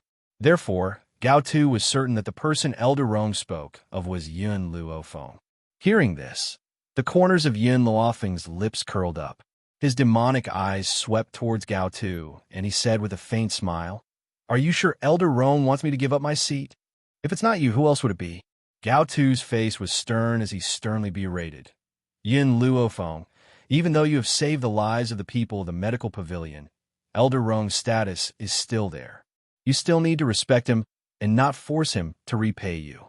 What's more, Elder Rong came to the Imperial Palace for you. You should give up your seat to him." Chapter 131. Elder Ning calmly swept his gaze across the righteous emperor and laughed mockingly. This old man has never seen such a shameless person. The person that Elder Rong was talking about was obviously you, yet you insist on pushing the blame onto the young girl. The thickness of your skin is unparalleled. Gao Tu's expression froze. What does this old man mean? Elder Rong is not referring to Yin Luofeng. It's me? He turned his gaze towards Elder Rong at the thought of this. When he saw the ridicule in the old man's eyes, Gao Tu felt flustered and a wave of anger rose from his heart. He glared coldly at Yin Luofeng as his dignified eyes darkened. If it had not been for her, I would never have lost all my dignity in front of so many officials. I would never have been humiliated like this. Sooner or later, I will return this humiliation to her. As the emperor of Long Yuan country, Gao Tu naturally has his own pride. On the surface, he treats these people respectfully, but in reality, he is not willing to serve anyone. He has always believed that as the ruler of the 9-5, he should be above everyone else. He should accept the worship and obedience of the world. He should not be trying to curry favor with anyone else. However, in the end, he suppressed the anger in his heart and ordered coldly, "Servants, prepare seats for these 2 guests." Not 2, but 3. Elder Ning smiled calmly. "General Yun Luo is old and frail. Do you intend to let him stand here forever?" These words almost made Gao Tu spit out 3 liters of blood. He clenched his fists tightly and took a deep breath to quell the anger in his heart. He then ordered coldly, "Prepare a seat for General Yun as well." Only the heavens would know how sullen he felt when he said these words. His handsome face was filled with cold and hard lines. A sharp light flashed across his dignified eyes as he stared coldly at Yun Luo. He wanted to see if General Yun would dare to sit in front of him. Unfortunately, things did not go as he wished. Yun Luo slowly sat down in front of him. The old man's face was filled with a high-spirited smile, as if he did not place the emperor in his eyes at all. Gao Tu's eyes darkened, and a fierce glint flashed across his eyes. It was filled with strong, killing intent. At this moment, Gao Tu really wanted to kill this old general who had made great contributions to the Long Yuan country. Just because this old man dared to sit in front of him, wouldn't this mean that he's on equal footing with me? Gao Tu, who was easily paranoid, couldn't help but wonder if this old man was planning to usurp the throne. Otherwise, why would he dare to sit on equal footing with him? "Your Majesty," a shrill voice came from outside the hall. A eunuch walked into the great hall with a horsetail whisk in his hand. Dusting his robes, he knelt down and reported, "Reporting to Your Majesty, Prime Minister Mu and Mu Wuxuan are already waiting outside the great hall." Gao Tu frowned. He glanced at Elder Rong, who was seated in the hall, and coldly ordered, "Let them in." "Yes, Your Majesty." The eunuch bowed and hurriedly walked out of the great hall. Not too long after, Mu Xingqiu, who was dressed in court robes, slowly walked into the great hall. He stood with his hands behind his back, his tall figure incomparably dignified. His elderly face showed a sense of astonishment when he saw the people seated in the great hall, clearly not knowing what was going on. Mu Wuxuan, who had followed closely behind, saw Yun Luofeng at first glance. A strange light flashed across her beautiful eyes. At this moment, an uneasy feeling welled up in her heart. Chapter 132. Your Majesty, Your Majesty. Mu Xingqiu and Mu Wuxuan walked in front of Gao Tu and greeted him respectfully. "Rise." Gao Tu raised his hand and said indifferently, Wu Shuang, Yin Luofeng said that you've been bullying him all these years. Is this true? Mu Wushuang raised her beautiful eyes in surprise and turned to Yin Luofeng. After a long time, she regained her senses and said righteously, Yin Luofeng, you're weak. Not only were you bullied, you even met with the crown prince's rejection of your engagement. But what does this have to do with me? Don't you dare slander me. I, Mu Wushuang, have never done anything to hurt you. If it's true, I can't deny it. Yin Luofeng couldn't possibly know what she had done all these years. So, as long as she didn't admit it, even if Yin Luofeng came to the emperor to complain about her, it wouldn't help. Yin Xiao looked at Mu Wushuang expressionlessly. His cold eyes were so deep that no one could tell what this man was thinking. Yin Luofeng. Mu Xingqiu didn't allow anyone to answer Mu Wushuang's question and continued. Wushuang will never look at a trash like you. Not to mention you. It's you who has been looking for trouble with Wu Shuang, and even schemed to frame her. I advise you not to bring shame upon yourself. Also, you should take care of your Yin family's guard. If he looks at Wu Shuang again, don't blame me for being impolite. My identity as the daughter of the Mu family is not something a guard can dream of. Mu Wushuang heard her grandfather's words and turned to look at Yin Xiao. At that moment, her beautiful eyes flashed with obvious amazement. Before this, she had thought that Crown Prince Gaoling was the most handsome man in Long Yuan country. She didn't expect the Yin family to have such an outstanding guard. Not only did this man have a face that even the gods would be jealous of, but his body was also perfect enough to make people's blood boil. Especially his deep eyes. It was as if they could suck people deep into his black pupils in an instant. If this cold man didn't stand beside Yin Luofeng like a guard, no one would be able to guess his lowly identity. Such a man was like a king, with such a strong aura. Even Gao Tu, who was the emperor, didn't have it. Mu Wushuang recovered from his slight amazement and sneered in his heart. So what if this cold man's aura was strong? Since he was willing to be a guard for the Yin family, he must not have any outstanding status. A mere bodyguard was not worthy of her. She was destined to be the mother of the world. She was not someone that ordinary people could imagine. Ning Xian couldn't help but laugh out loud. Her pretty face lit up with a smile. Grandfather, I really don't understand. Why do some people think so highly of themselves? Yin Xiao had only taken a glance at her, and she was certain that the other party had taken a fancy to her. All the men in the world only need to glance at her once to fall in love with her. In any case, she had lived in the Yin family for half a year. How could she not know that Yin Xiao only had eyes for Yin Luofeng? He would only obey Yin Luofeng's orders unconditionally. This man didn't even care about his grandfather and elder Rong. How could such a person be interested in Mu Wushuang? Upon hearing their words, Yin Xiao turned towards Mu Wushuang once again. His paralyzed face was forever expressionless, and his grim, black eyes were calm and unmoved. Chapter 133. You're too stupid. His voice was hoarse and magnetic as it slowly fell into the quiet hall. Like a stone falling into a lake, it caused a ripple. Mu Wushuang's expression immediately changed. She clenched her fists tightly as a cold light flashed across her beautiful eyes. This man dared to insult her like this? If she was stupid, there would be no smart people in this world. You're saying I'm stupid? Suddenly, Mu Wushuang sneered. If I'm stupid, then why wouldn't Yin Luofeng, who is smarter than me, win the crown prince's favor? Why did the crown prince choose me instead? The man was silent for a moment before he truthfully replied. He's also stupid. His words were always simple and clear.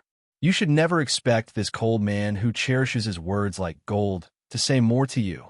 That's right. Yin Xiao, you're right. These two idiots are a match made in heaven. If they don't get together, they'll be letting down the heavens. Yin Luofeng lazily leaned against the back of her chair. The corners of her lips curled up into a demonic smile. She turned her gaze towards Yin Xiao and said playfully, if you want to look in the future, just look at me. Otherwise, some people will be thick-skinned enough to think that you've taken a fancy to her.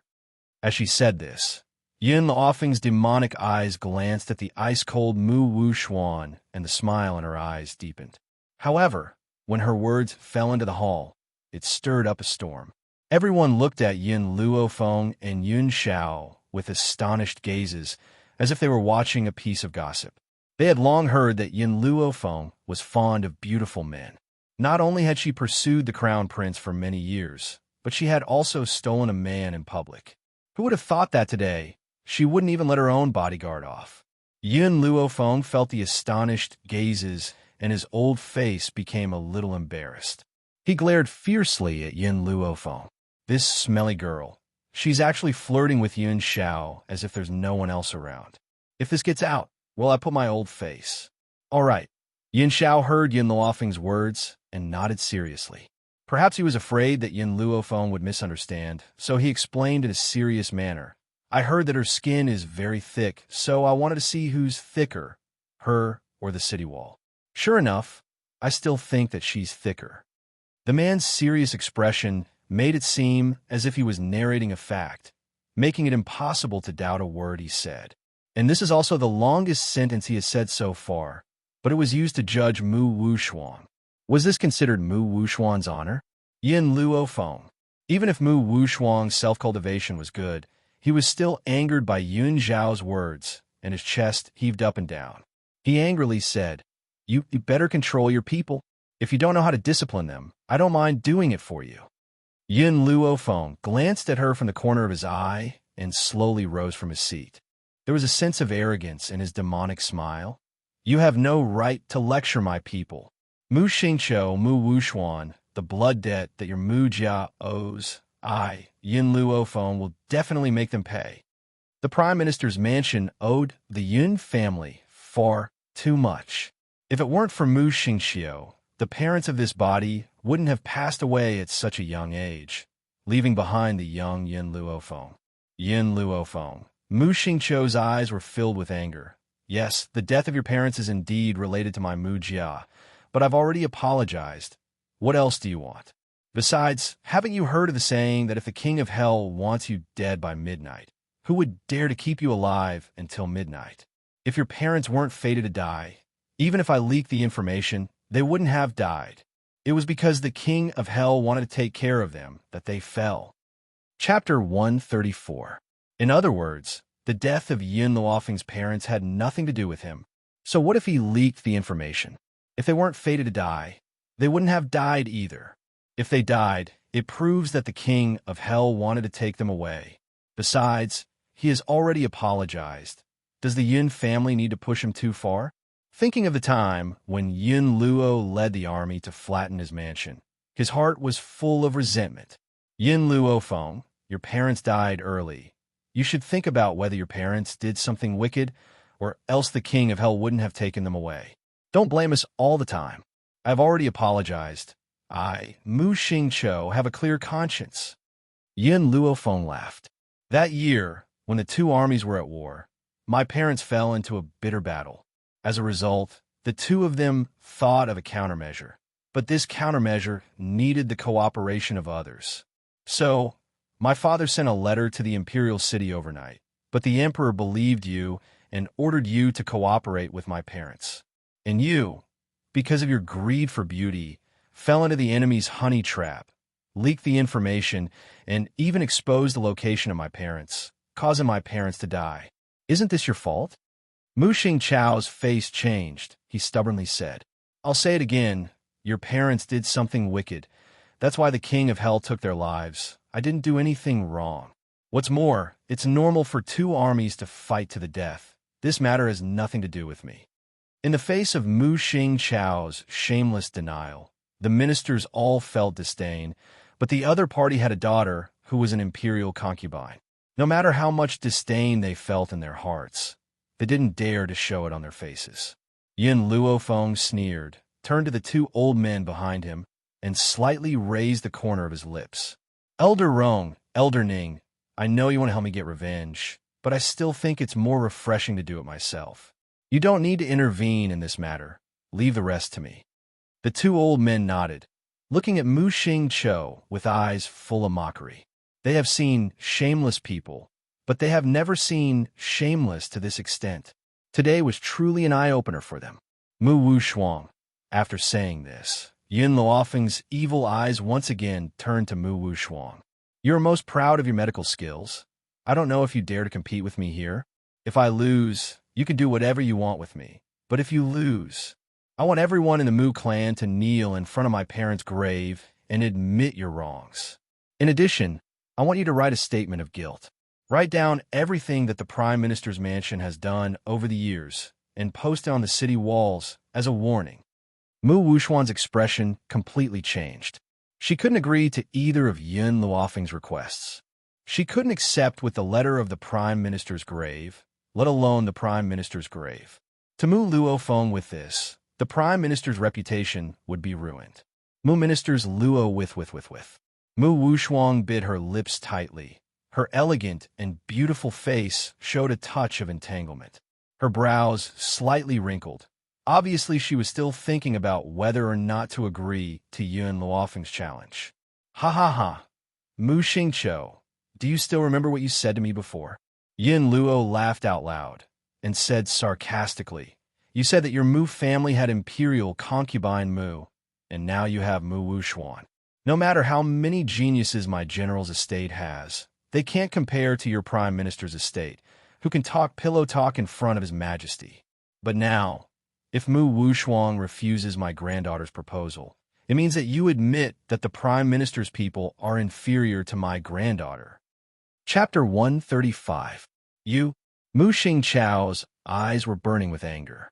He coldly snorted, turned his head to look at Mu Wushuang, and sternly ordered, "Wushuang, since the Yin family wants to ask for trouble, then you must fulfill their wish. I don't believe that with Yin Luofeng's strength, he can really compete with Mu Wushuang." Mu Wushuang was a little hesitant, her brows slightly wrinkled, her eyes swept to the old man sitting in the hall. A strange light flashed in her eyes. This old man had fainted on a boat on the Qin River, but she had been unable to find out what kind of illness he was suffering from. However, Yin Luofeng had gone to save the old man right in front of her. Because of this, Mu Wushuang didn't know whether she should accept this challenge or not. Wushuang. Mu Xingqiu obviously knew the hesitation in his granddaughter's heart. He walked to Mu Wushuang's side, his eyes revealing a gloomy light. "You accept Yin Luofeng's challenge. I believe that with your strength, you will not lose to her. What's more, even if she loses, Yin Luofeng doesn't have any evidence of the Mu clan's crimes at her hands. She still can't do anything to us." As if Mu Xingqiu's words had given Mu Wushuang confidence, her beautiful eyes slightly lifted and fell on Yin Luofeng's body. "Yin Luofeng, if you lose this competition, I want you to be my servant from now on. Serve me for life." Didn't she like the Crown Prince? At that time, when this woman saw him and the Crown Prince loving each other, she would definitely feel as if a knife was being twisted in her heart, and she would rather die. This was the price the general's mansion had to pay for daring to be their enemy all these years. Mu Wushuan seemed to be able to see Yin Luofeng's pained expression, and the corners of his mouth involuntarily rose into a graceful and moving smile. "All right." Yin Luofeng leaned against Yun Zhao's body as if there was no one else around, her posture languid and demonic. She stretched lazily and turned towards Mu Wushuan with a smile. "The prerequisite is that you have the ability to make me serve you like a slave." Mu Wushuang snorted, no longer entangled in the bet. She sneered and asked, "Yin Luofeng, this bet, since it was you who proposed it, then I should be the one to decide how to make this bet." Yin Luofeng squinted at Mu Wushuang and raised the corner of his lips. "Sure, say it." Seeing that Yin Luofeng was so easily fooled, Mu Wushuang's heart flashed with joy. Her eyes turned slightly and turned to the eunuch who was standing quietly next to her, her face still holding an elegant smile. "Eunuch Lin has been castrated since he entered the palace. If you have the ability to restore him to his masculinity, I, Mu Wushuang, am willing to admit defeat. Not only will we fulfill our bet, but we will also be at your disposal." For a man who had already become a eunuch, even if an immortal came, it would be impossible for him to regain his vigor, let alone Yin Luofeng. Yin Luofeng looked at Mu Wushuang with a faint smile. If the two of us can't restore his masculinity, then who will win and who will lose? Mu Wushuang faintly smiled. Yin Luo Feng, I just want you to know the difficulties and retreat. Your medical skills can't compare with mine. If you admit defeat now, maybe you can save the last face, but if you insist on doing so, the only one who will lose face is you. Her lecturing tone was like she was teaching Yin Luo Feng. I just want to know, if the two of us can't cure him, who will be judged as the loser? Yin Luo Feng raised her eyebrows and looked at Mu Wushuang's elegant and indifferent face, the corner of her mouth holding a trace of a demonic smile. Chapter 136. Of course you lose, Mu Wushuang said, as if it was a matter of course. The competition was proposed by you, and the question was set by me. So, if you succeed in making eunuch Lin a man again, I will admit defeat. Otherwise, you lose. Everyone could hear the unfairness of the verdict, causing the ministers to whisper to each other, but no one dared to question it. Yin Luo frowned slightly, and, just as he was about to refute, Gao Tu's hearty laughter suddenly came from the high seat. General Yin, since it was your granddaughter who proposed the bet, your Yin family wouldn't want to go back on your word, right? Moreover, since Mu Wushuang is the one being challenged, then whether it's the question or the verdict, it should be decided by her. This is not wrong. Gao Tu's heart was still biased towards the Prime Minister's mansion. Even in front of Elder Rong, he still stood on Mu Wushuang's side. What's more, he was just a notary of the competition. He didn't hurt Yin Luo Feng. Even Elder Rong couldn't say anything. After all, the people of the medical pavilion still had to take into account the spiritual gate behind him. Elder Ning laughed twice and said mockingly, "So this is the Long Yuan country's royal family's doing? As far as I know, not only did Prime Minister Mu not make any contribution to Long Yuan country, but he also almost dragged down the whole country. Just because his daughter is the imperial concubine of Long Yuan country, Long Yuan country is biased towards him. For this reason, they didn't hesitate to give up the hard-working General Yin Luo. This Long Yuan country's favoritism was too obvious. Yin Luo had made great contributions to the country, but he couldn't be compared to the daughter of an imperial concubine. Little girl, are you sure? Elder Rong frowned, looking at Yin Luo Feng and asked, if you're not sure, Elder Rong, will definitely protect your safety even if I have to sacrifice my face. Although Elder Rong knew that Yin Luofeng's medical skills were excellent, the ability to bring a dead person back to life was too magical, and generally, no one could do it. Yin Luofeng's lips curled into a smile, and his evil eyes looked towards Gao Tu, who was sitting on the dragon throne. I don't know why my old man has been loyal to a king like you all these years. My parents died too unjustly, and it's not worth it. Yin Luo Feng. Anger burned in Gao Tu's chest. His sharp gaze shot towards Yin Luo Feng. You were the one who made this bet. Are you going back on your word now? Yin Luo Feng smiled disapprovingly.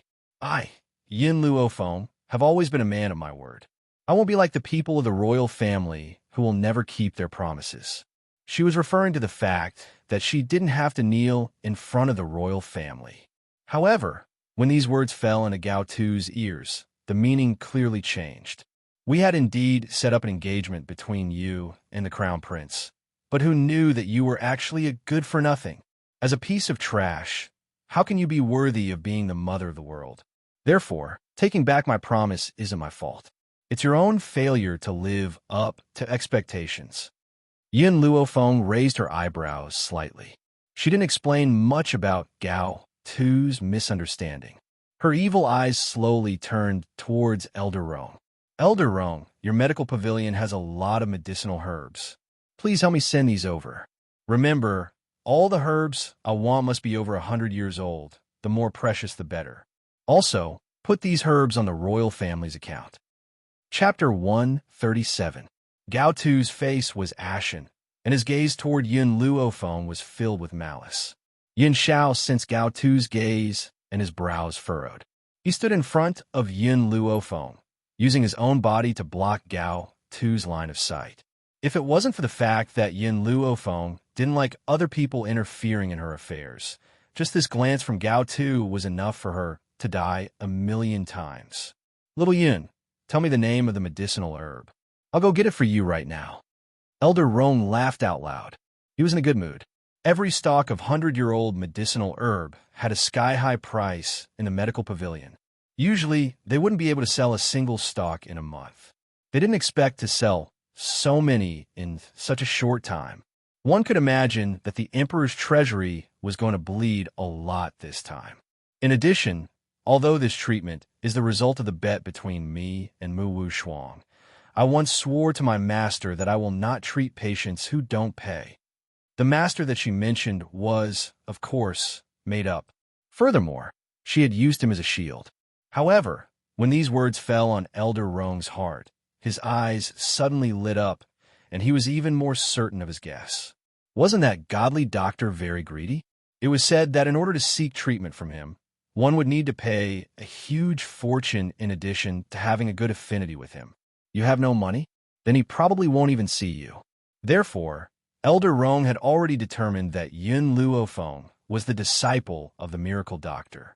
If Yun Luofeng knew what Elder Rong was thinking, he would definitely sigh in his heart. This misunderstanding was really deep. Yun Luofeng, you haven't even treated him and are asking for money? Mu Xingqiu spoke first. He glared at Yun Luofeng angrily. Furthermore, I've never heard of a bet being used to treat illnesses. Furthermore, I've never heard of anyone asking for money. Yin Luofeng sighed and said awkwardly, I don't have a choice. I swore in front of my master that I won't treat patients who don't pay.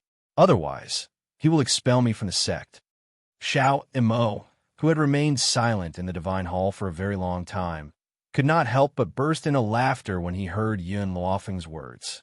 As expected, if her master didn't cheat others, she wouldn't be her master. Even in this kind of situation, he did not forget to ask for a sum of money. Yin Luofeng, how much do you want? Gao Tu's expression was ugly as he asked through clenched teeth. Yin Luofeng's eyes flickered a few times. He smiled slightly and said, Not much, 50 million gold. If it was 50 million taels of silver, it would still make sense, but she actually asked for gold? Gao Tu tightly clenched his fists and coldly snorted. Yin Luofeng, if you cannot make Eunuch Lin a real man, we will not give you a single cent. Not to mention Gao Tu.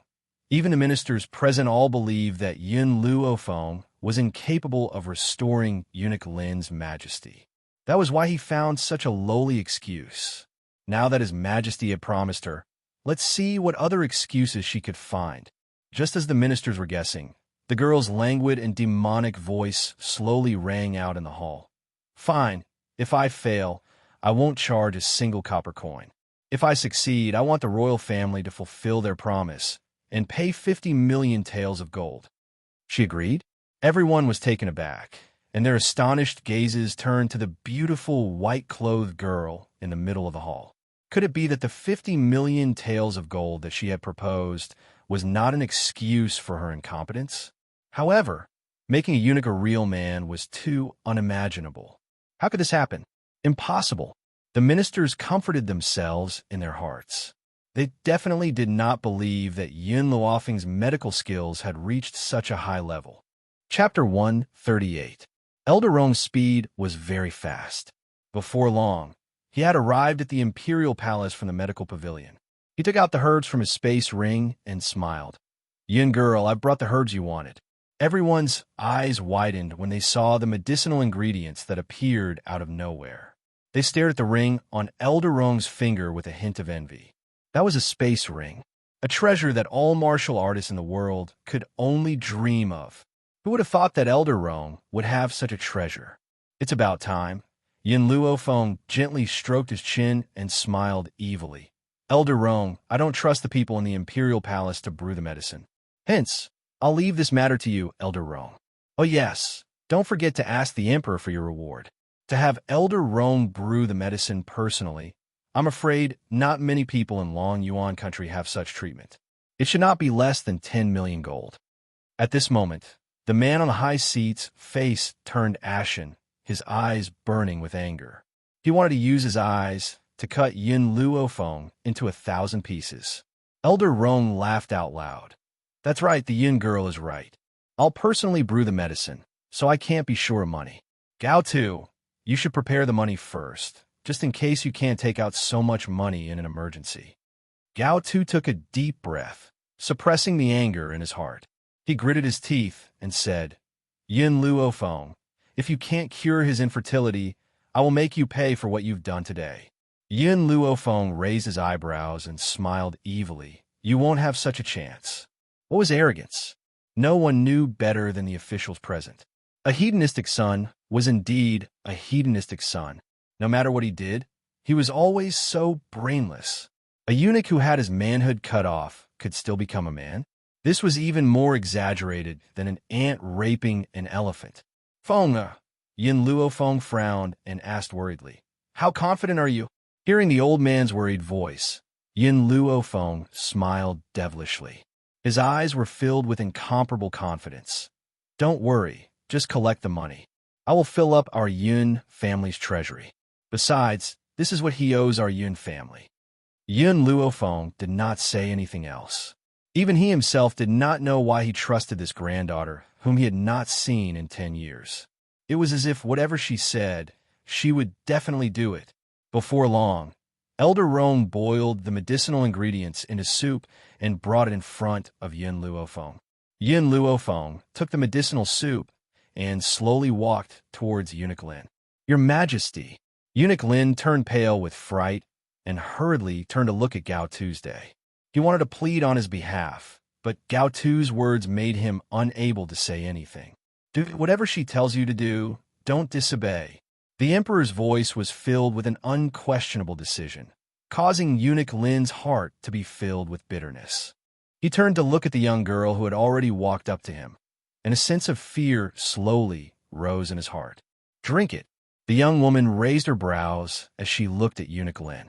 Eunuch Lin laughed bitterly. He extended a trembling old hand and timidly accepted the soup Yin Luofeng handed him. Before this, he had already completely offended the Yun family when he had been ordered to capture Yin Luofeng. Now, Mu Wushuang had used him as a test subject in the competition. He could imagine that Yin Luofeng must have brewed poison for him. Eunuch Lin was filled with regret. If he had known earlier, he would not have offended the Yun family in order to please the imperial consort. Now, his life was over. Chapter 139. Eunuch Lin closed his eyes and poured the medicinal soup down his throat, unafraid of death. His face was covered in makeup, and no one could see his expression, but anyone could guess that it must be an extremely ugly sight. Clang! Feeling a burning sensation on his chest, the soup bowl in Eunuch Lin's hand fell to the ground and shattered into pieces. He clutched his stomach in agony and glared fixedly at Yin Luofeng. He gritted his teeth and said, You poisoned me. Poison? The crowd exploded when they heard this. They never thought that Yin Luofeng would kill Eunuch Lin with poison in front of everyone. Yin Luofeng. Mu Wushuang glanced at the pained Eunuch Lin and furrowed her willowy brows. A sense of dissatisfaction flashed across her beautiful eyes. You had promised so readily, and I really thought that you had the power to do so. I had already prepared myself for your humiliation. I never thought that for the sake of a bet, you would disregard the lives of others and actually brew a poison to harm him.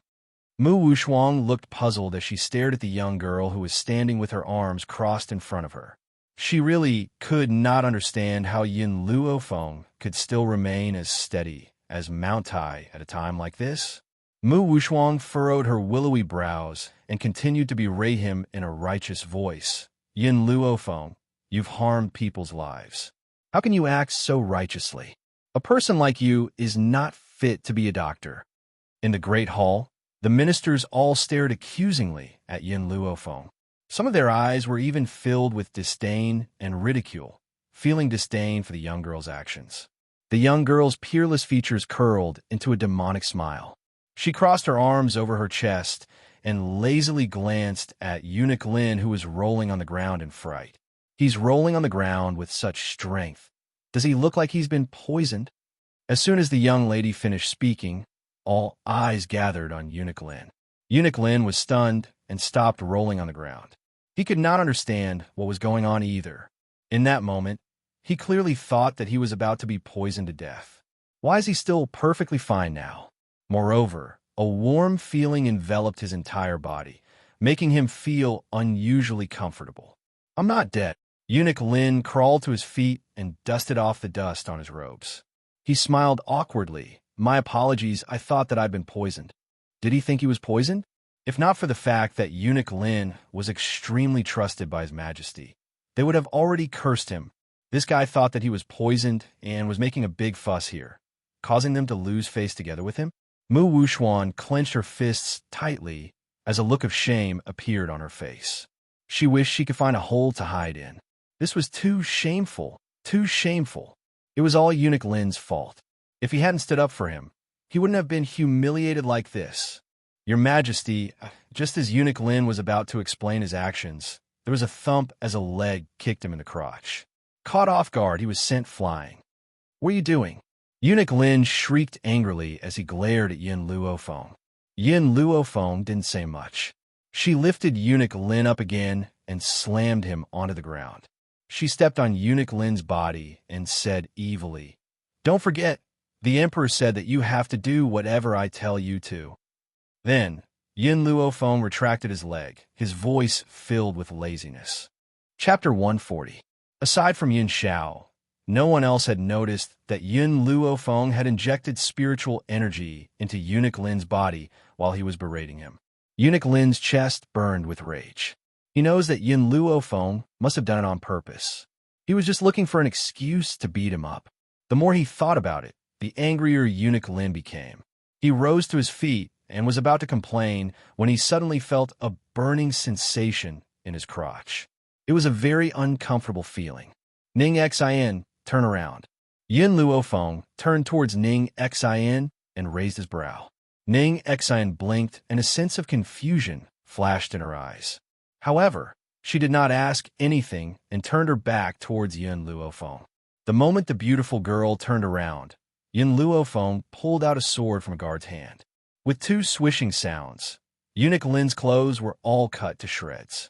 The moment she swung her sword down, the cold man who had remained expressionless reached out to cover her eyes.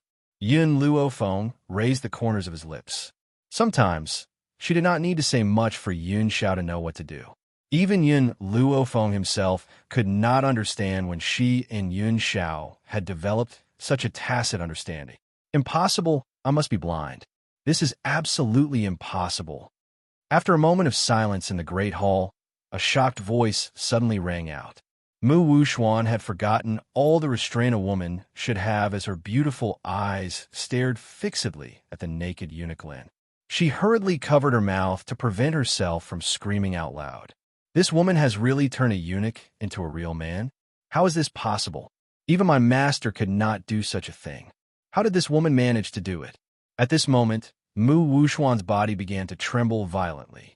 Her elegant features were now completely pale and colorless. Eunuch Lin, Gao Tu rose to his feet abruptly and exclaimed angrily, "How dare you? You actually hid in our harem as a man.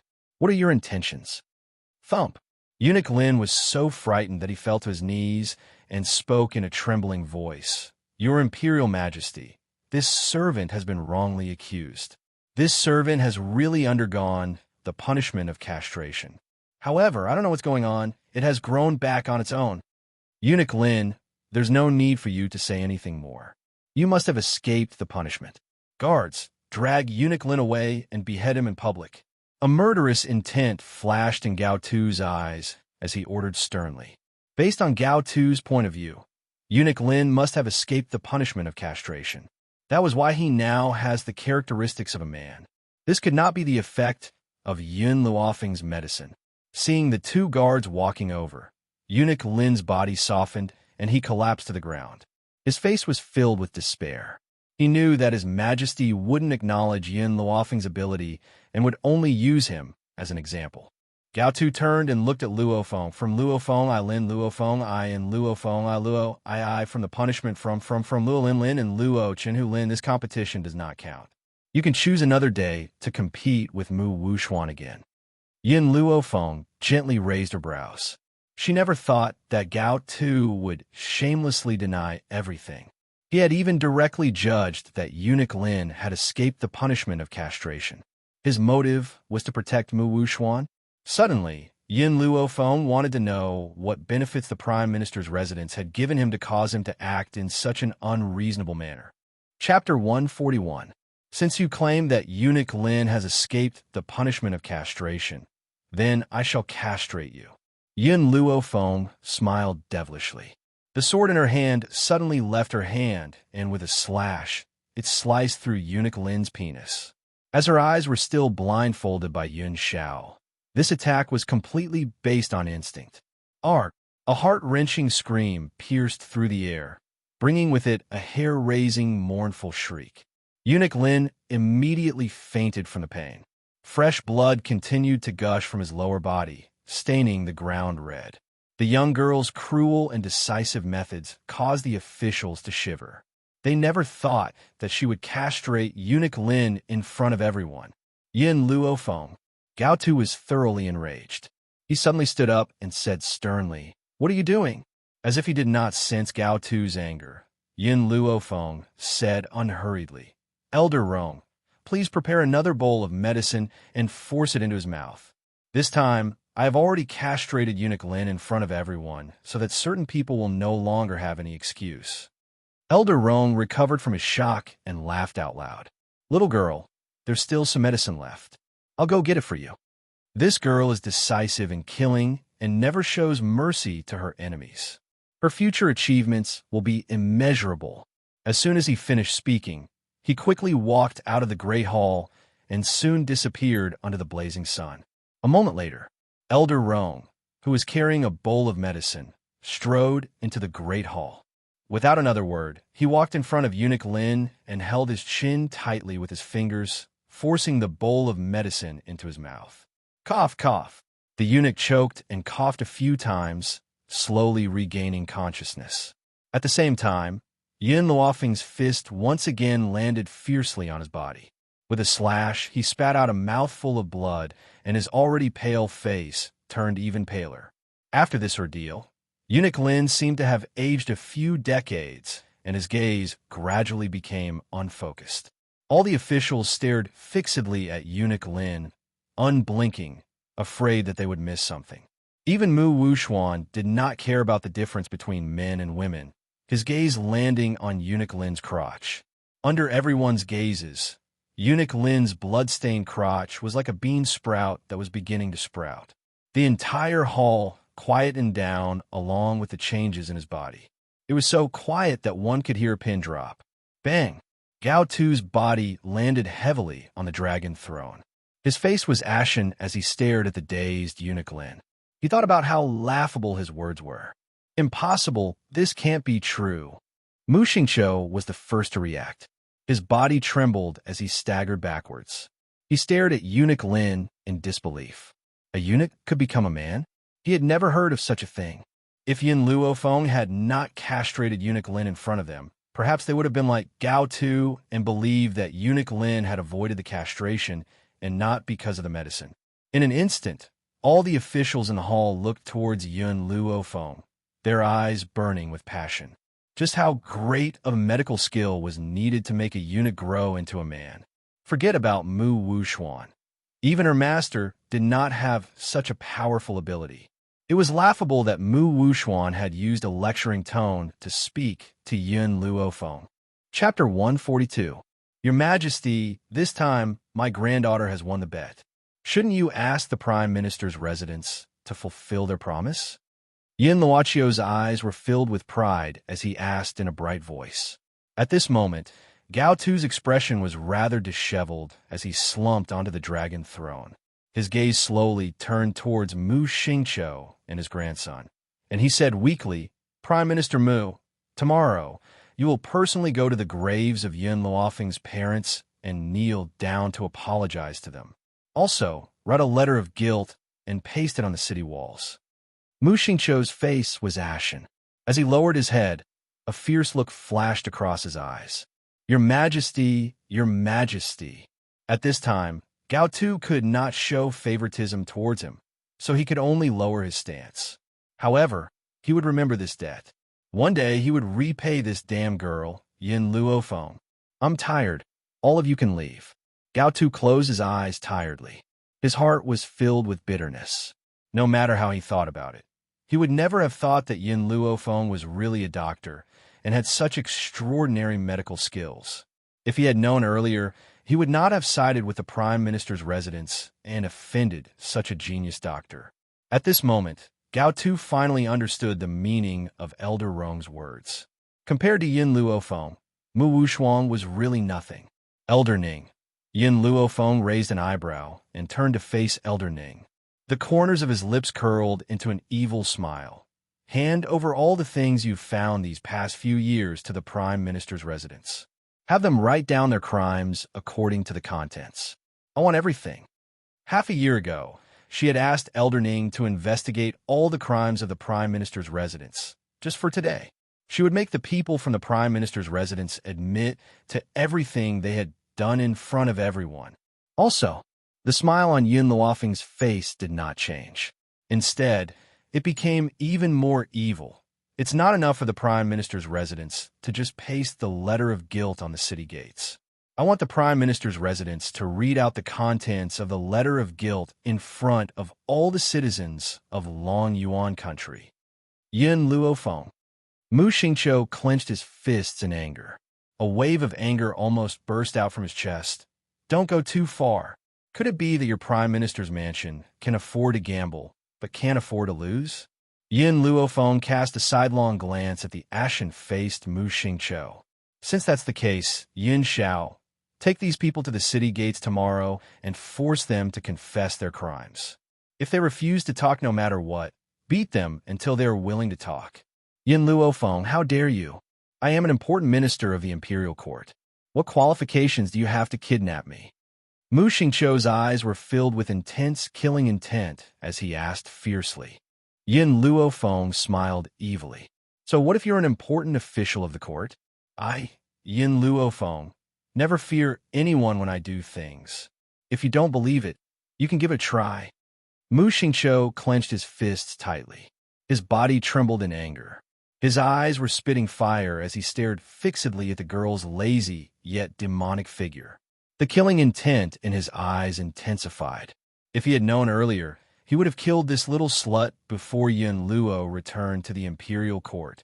But how could he have known that a good-for-nothing whom he had looked down on would actually cause so much trouble? Mu Xingqiu, I didn't expect that apart from being shameless, you old thief, you would also go back on your word. Yin Luofeng laughed loudly. It was obvious that he was in a good mood. However, since you've agreed to do something, you must do it. If you're unwilling to do so, I won't use any forceful methods. Chapter 143. Mu Xingqiu was so angry that he couldn't even speak. He subconsciously looked at Gao Tuesday. When he saw that Gao Tu's eyes were still closed and he didn't care about their dispute, his heart slowly sank into despair. Yin Luofeng. Mu Wushuang suppressed the jealousy in her heart and stared coldly at Yin Luofeng. Her beautiful eyes flashed fiercely. I, Mu Wushuang, am willing to concede defeat. I promise you that I will go to the city gates tomorrow, but I hope you won't regret what happened today. In this Long Yuan country, without the protection of the royal family, she would never be able to fight against the Yun family. The reason for this was none other than the existence of Yin Luo in the Yun family. As long as Yin Luo didn't die, she would never be able to destroy this slut, Yin Luofeng. Now, whenever she thought of Yin Luofeng's medical skills, Mu Wushuang felt as if a claw was fiercely scratching her heart. It was extremely uncomfortable. If she didn't get rid of him, she would never be at ease for the rest of her life. All right, I'll be waiting for you at the city gates tomorrow. After Yin Luofeng had finished speaking, she stretched lazily. She moved her shoulders and curled the corners of her lips seductively. Yin Xiao, let's go home. After saying this, she slowly turned around and walked out of the main hall.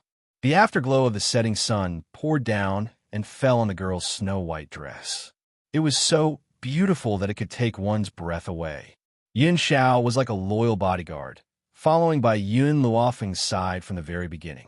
The man's face was always expressionless, so grim that it was as if nothing could move him.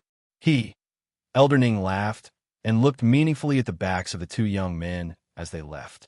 He then said meaningfully, "I'm very curious. Where did the Yun girl get her luck to pick up such a man?" "General Yun, this time your Yun family is really lucky, haha." After laughing twice, he walked out of the main hall, leaving behind a dumbfounded Yun Luo. Ever since the incident in the main hall spread, Yun Luo Feng's name suddenly spread throughout the entire Long Yuan country. To describe it in 4 words, she became famous as a doctor. Those who had previously mocked and ridiculed her immediately changed their attitudes and wished that they could kneel down and lick her boots. So what if Yun Luo Feng couldn't cultivate? She was a miracle doctor. With the reputation of being a divine doctor, it was unknown how many experts were willing to protect her. She could basically travel unimpeded on the continent.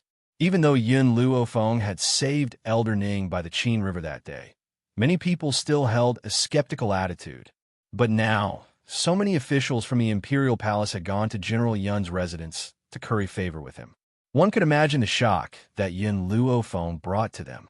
At this moment, Mu Xingqiu and Mu Wuxuan of the Prime Minister's residence were standing at the entrance of the Imperial City with embarrassed expressions on their faces. Behind them, a group of guards stood as still as a mountain, giving them nowhere to escape. They could only accept the astonished and shocked gazes of the people around them. Everyone, Yun Luo Feng swept her gaze across the 2 people who were standing in a sorry state. She then turned her gaze towards the crowd of onlookers. Her beautiful face was filled with arrogance and coldness. "I believe that all of you know what happened to the general's residence 10 years ago. 10 years ago?" Hearing this sensitive number, the crowd started to whisper among themselves. Their astonished gazes occasionally glanced at Mu Xingqiu and his grandson. 10 years ago, my parents led the army to war.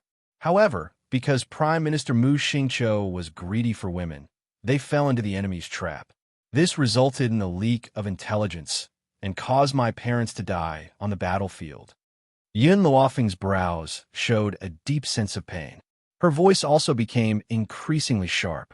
But Mu Xingqiu, that old thief, refused to repent no matter what. Not only did he not admit to his mistakes, he even believed that my parents had committed evil deeds and that this was their fate. Chapter 144.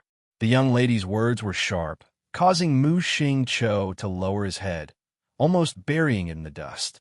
What happened 10 years ago was not unfamiliar to the people of Long Yuan country. However, due to the influence of the Prime Minister's office, no one dared to speak up for the Prime Minister's office. "What do you mean by doing evil and being fated to be like this?" Yun Luo Feng laughed. Her laughter was filled with arrogance and rang out once again at the city gate.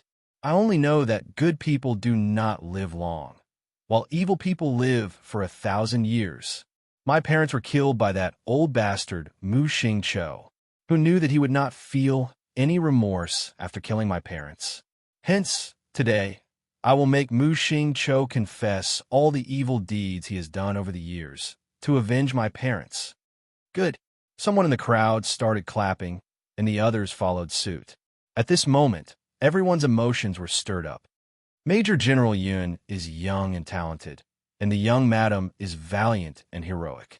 They are both heroes in our hearts. I don't believe that such heroes would lose their lives on the battlefield because of their evil deeds. They were killed by Mu Xingqiu in order to protect the country. That's right. So many heroes have died on the battlefield. Could it be that their lives were taken because of their evil deeds? I have an uncle who lost his life on the battlefield, but he was a good man. I don't believe that the heavens can take an evil people. If the heavens had eyes, there wouldn't have been so many wars. Looking at the angry crowd, Yun Luo Feng raised the corner of her lips slightly. Of course, she recognized the person who led the applause. That person was obviously the odd job worker of the medical pavilion. Needless to say, this person must have been sent by Elder Rome. "Miss Yun, we should make them kneel down and apologize to Major General Yun." "Yes, we must make them apologize.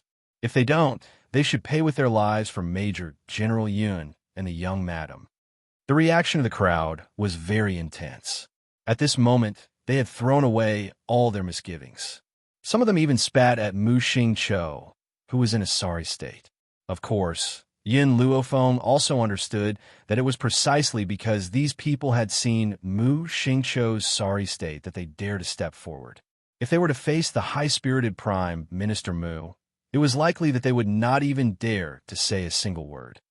"Don't worry," Yin Luofeng raised his hand and silenced the angry voices of the crowd.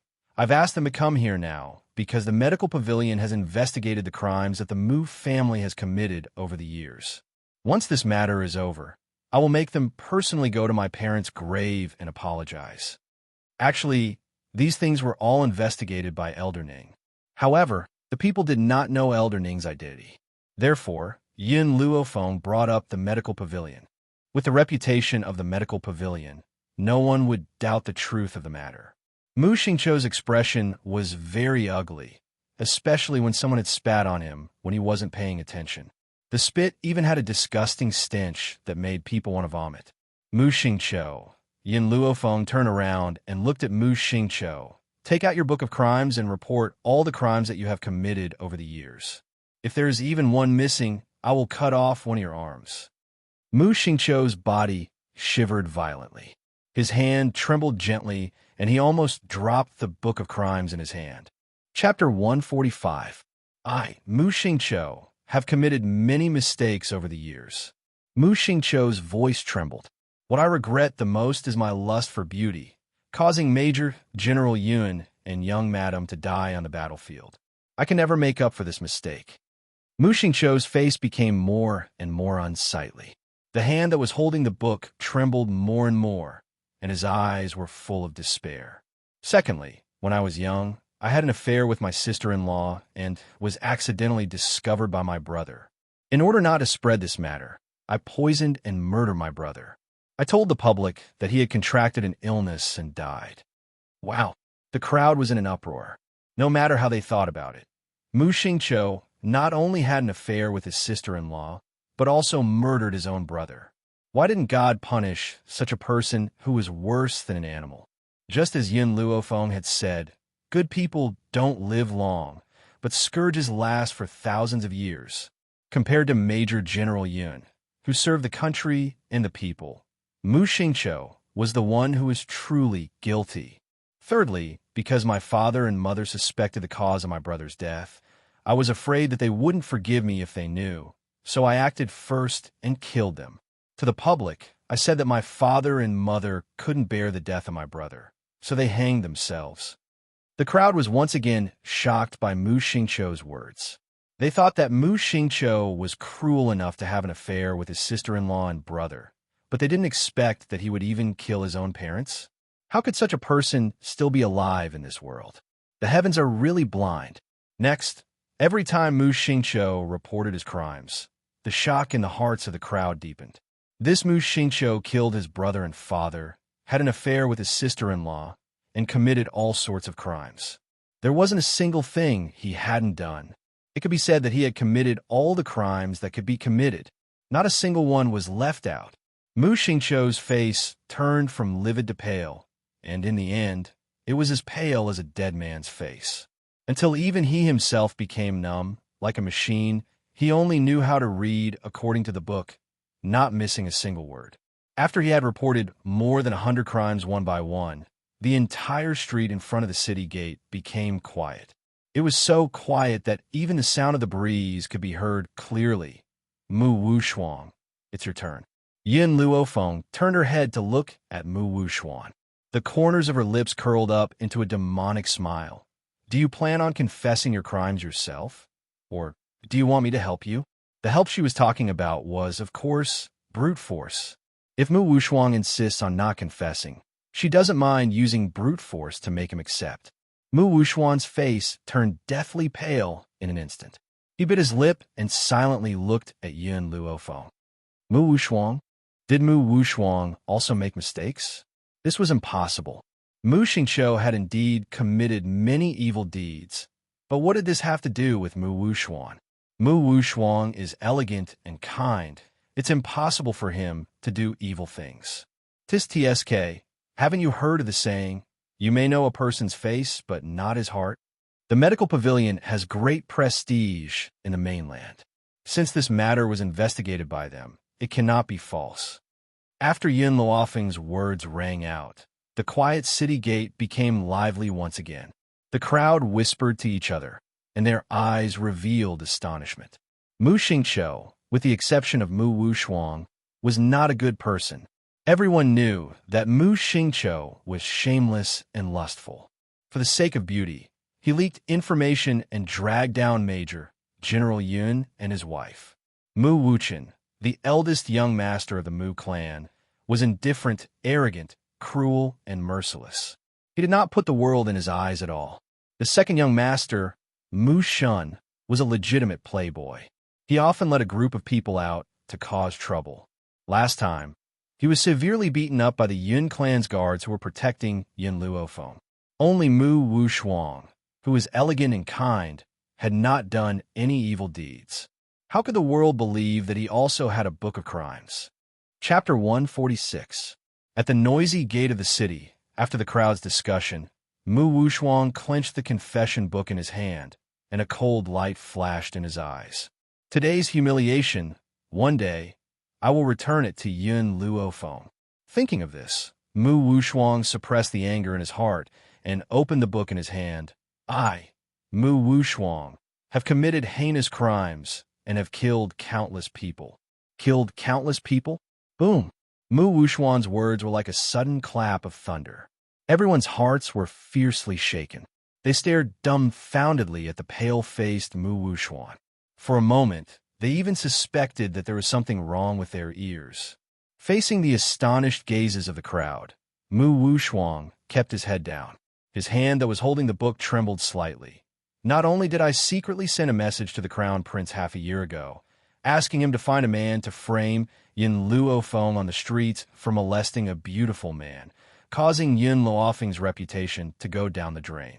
I also secretly executed some of the women who pester the Crown Prince in Long Yuan country and pushed the blame on others. I was the one who spread Yun Luofeng's reputation of having big breasts and no brains and being a lecherous love-struck fool. My goal was to make her break off the engagement with the Crown Prince so that I could become the Crown Princess of Long Yuan country. And 10 years ago, I was also the one who made my master ignore Xianxia of the Yun family. Most importantly, I have a half-sister, and once I accidentally discovered that she was infatuated with the Crown Prince, so my sister also died in my hands. The people of Long Yuan country did remember that there was a second miss in the Prime Minister's mansion. This second miss was not as intelligent as Mu Wushuang, nor was she a direct descendant of the Crown Prince. She was born of a concubine, so not many people cared about her death. But what they didn't expect was that the second miss of the Prime Minister's mansion was actually killed by Mu Wushuang. This everyone was shocked. If Mu Xingqiu's actions made them sigh endlessly, then Mu Wushuang's actions made them unable to believe it. No one could believe that this elegant and dignified first miss of the Prime Minister's mansion was actually someone who killed her own sister. Yun Luofeng smiled faintly. She glanced at the crowd and saw a deathly pale face among the crowd. In the crowd, Mu Shun took 2 steps back. His pale face was full of anger as he glared at Mu Wushuang. So she was the one who killed Shui. She killed my little sister, Murong Shui, for the sake of the Crown Prince. Mu Shun's heart was filled with hatred. A raging fire burned in his heart. The people of Long Yuan Nation seemed to have forgotten that the second miss of the Prime Minister's mansion and Mu Shun were both born from the same mother. Now that he heard such explosive news, how could he not feel hatred in his heart? The people nearby could even hear the sound of Mu Shun grinding his teeth. You killed your sister. I wonder if Mu Xingqiu knows about this? Yun Luofeng's lips curved into a faint smile. His demonic gaze gradually swept towards the ashen-faced Mu Xingqiu as he asked. Mu Wushuang's face was also deathly pale. She glanced at Mu Xingqiu, gritted her teeth, and said, "My grandfather. He knows. Murong Shui is only the daughter of a concubine. I'm the daughter of the legal wife. Do you think that my grandfather would be biased toward the daughter of a concubine?" Hearing Mu Wushuang's words, Yun Luofeng gently narrowed her eyes. An evil glint flashed across her dark pupils. The two of you are really worthy of being called grandfather and granddaughter. One stole from his sister-in-law and killed his brother. The other didn't even spare his own sister. Indeed, even animals have become a family. Chapter 147. Mu Wuxuan's heart completely collapsed. She glared fiercely at Yin Luofeng. Her originally elegant and dignified face now looked extremely sinister.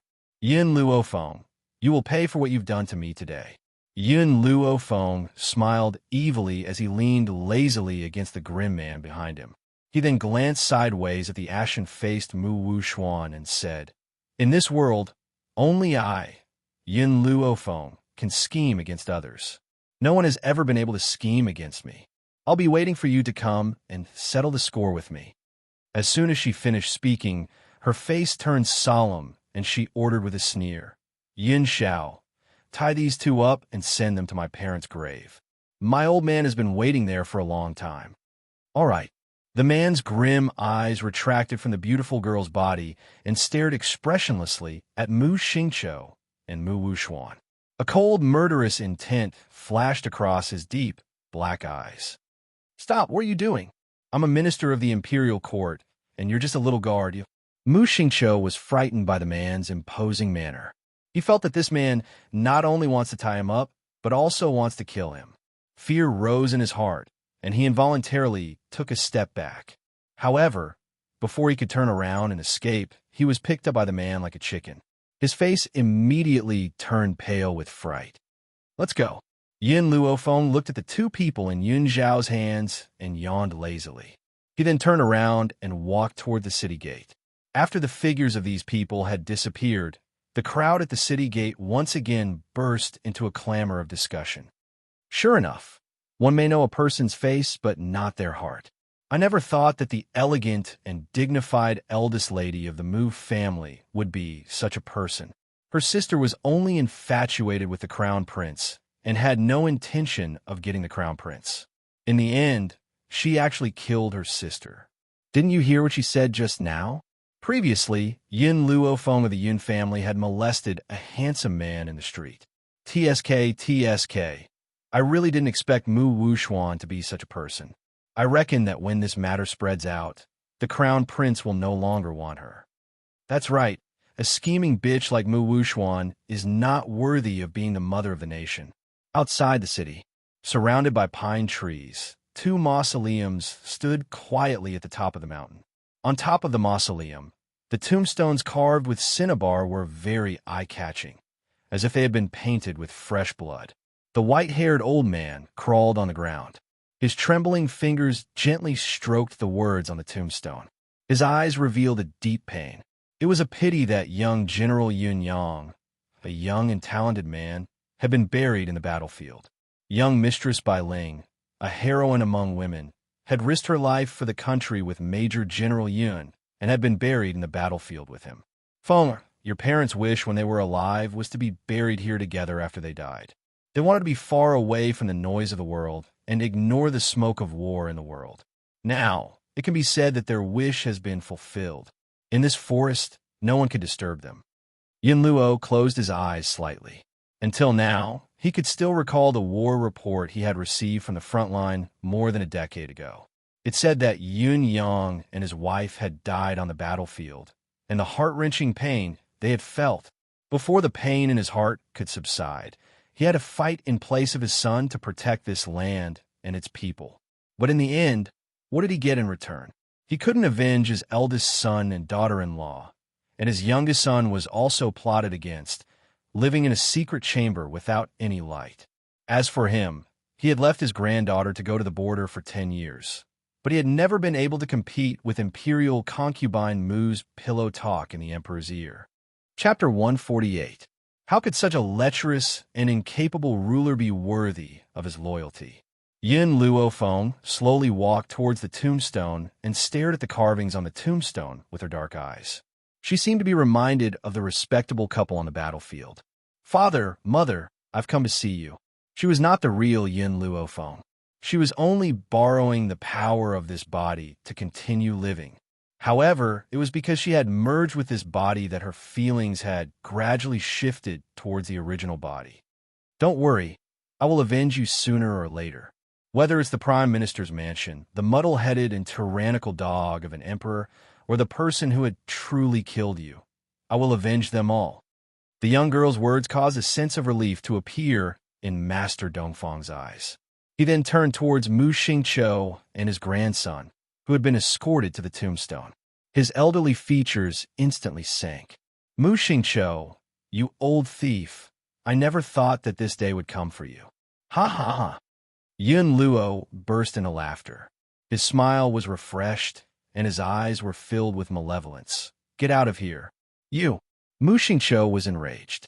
Just as he was about to retort against the old man, a heavy kick landed fiercely on the back of his knees. Caught off guard, he knelt heavily on the ground. Humiliation.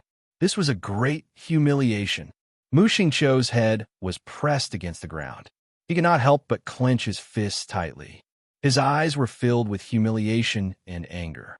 Ever since he had risen to power, he had never suffered such humiliation. He would remember this debt. One day, he would make everyone in the general's mansion kneel before him and beg for mercy. Younger, Linger, can your spirits in heaven see this? Yin Luo raised his head towards the sky and roared in delight. That year, this dog had leaked information and caused your deaths. However, the emperor had forgotten your contributions and chosen to side with this dog. Now, I'll make them kneel and kowtow 1,000 times in front of you. I hope that your souls can rest in peace. As he spoke, a stream of muddy tears rolled down the old man's face. How many years has it been? How many years had he waited for this day? He would never forget that year when he went to complain to His Majesty. His Majesty only said one sentence. Since it has already happened, it is useless to pursue it. Moreover, Minister Mu did not do it on purpose. How about this? Let him apologize to you. The dead cannot come back to life, so please restrain your grief. Apologize? He had caused the deaths of his son and daughter-in-law. How could a simple apology be enough? Therefore, in his rage, he summoned all the soldiers at the border and razed Mu Xingqiu's mansion to the ground. From then on, he didn't want to interfere with the country's war, but when he heard that the people at the border were living in dire straits, he had no choice but to take command and lead the troops in a battle. Grandfather, Yin Luofeng looked at the old man who could no longer control his emotions and quickly stepped forward to support his body. His brows furrowed as he said, "It's getting late. I'll take you back to rest. After this, I'll get Yin Xiao to supervise them as they kowtow 1,000 times." Very well. Yin Luofeng closed his eyes slightly. Although he had waited a long time for this scene today, his heart still felt like it was being crushed by a huge rock, suffocating him. If he could, he wished that he had never been a general. That way, Yin Yang and his wife would not have died on the battlefield. As they walked out of the pine forest, Yin Luofeng slowly came to a halt. His dark eyes stared at the old man beside him and asked, "Grandfather, do you blame me for not taking Mu Xingqiu's life directly?" Chapter 149. Yin Luo shook his head slightly and sighed. "I know you must have your reasons for not killing them. Grandfather will not ask." This girl, no matter what she did, he was at ease.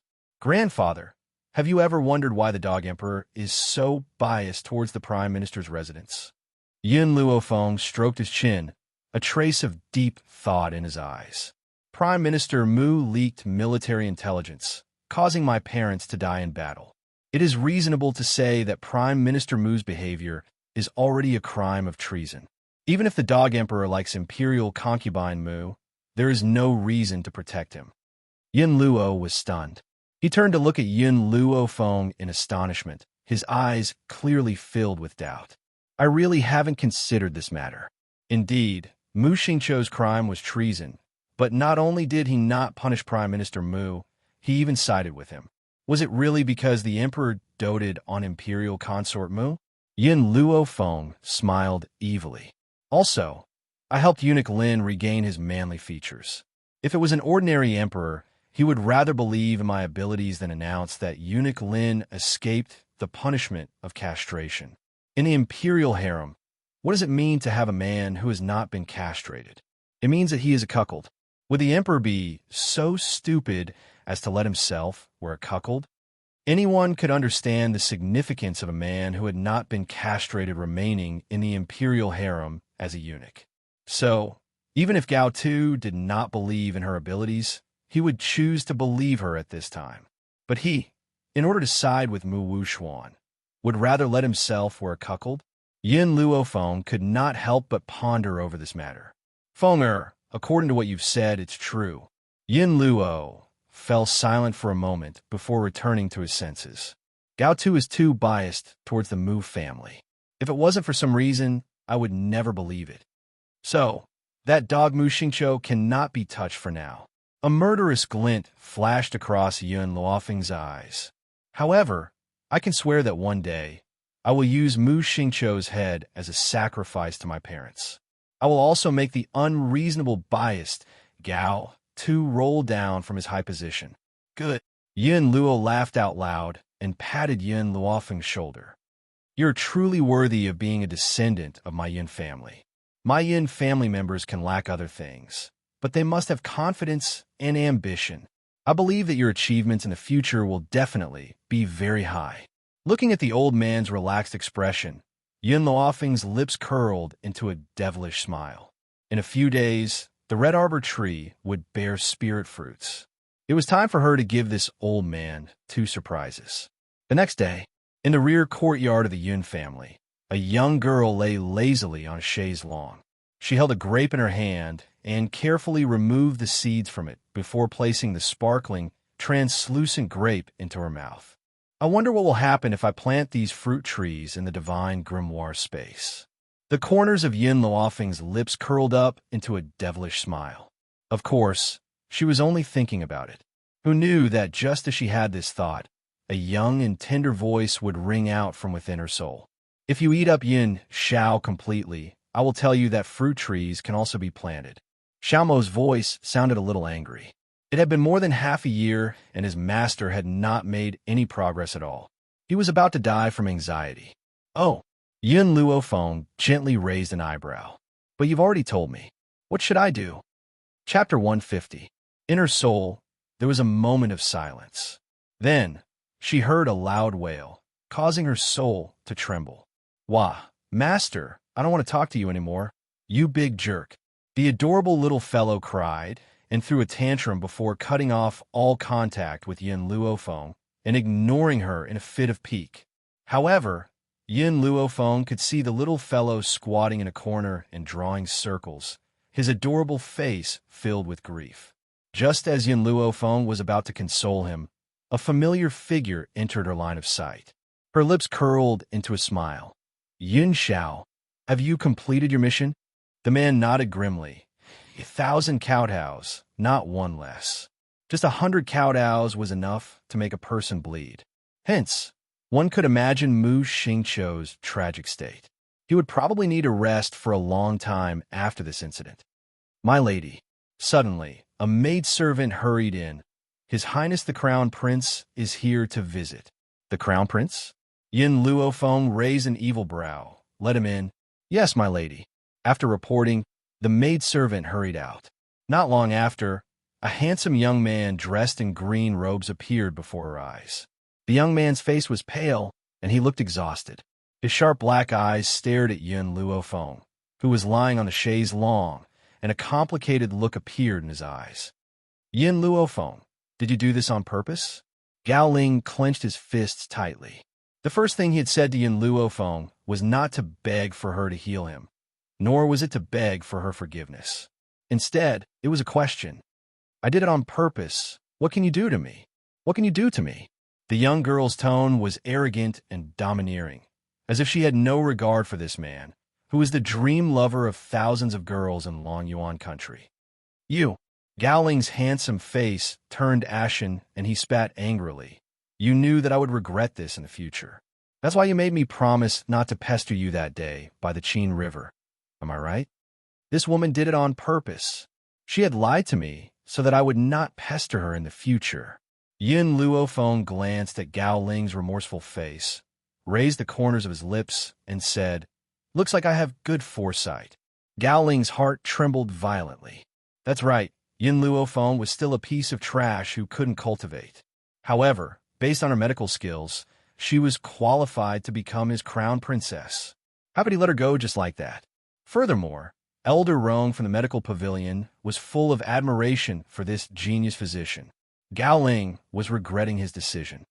Yin Luofeng. Gao Ling took a few steps towards Yin Luofeng and said arrogantly, "You've loved me for so many years. You can't possibly become heartless just because you want to. I know that I'm still in your heart. You just don't want to admit it. No problem. This prince will fulfill my original promise and marry you." Yin Luofeng smiled. "What about Mu Wushuang?" Gao Ling was taken aback. After a moment of silence, he said, "I will marry both of you at the same time. Are you satisfied? You want to hug them on both sides?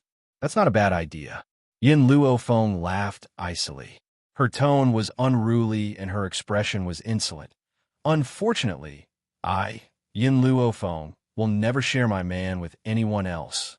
My man can only have me as his woman. If he dares to touch anyone else, I will cripple this pair of adulterers."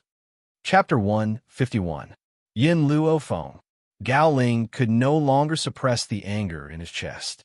He clenched his fists and said, "That's impossible.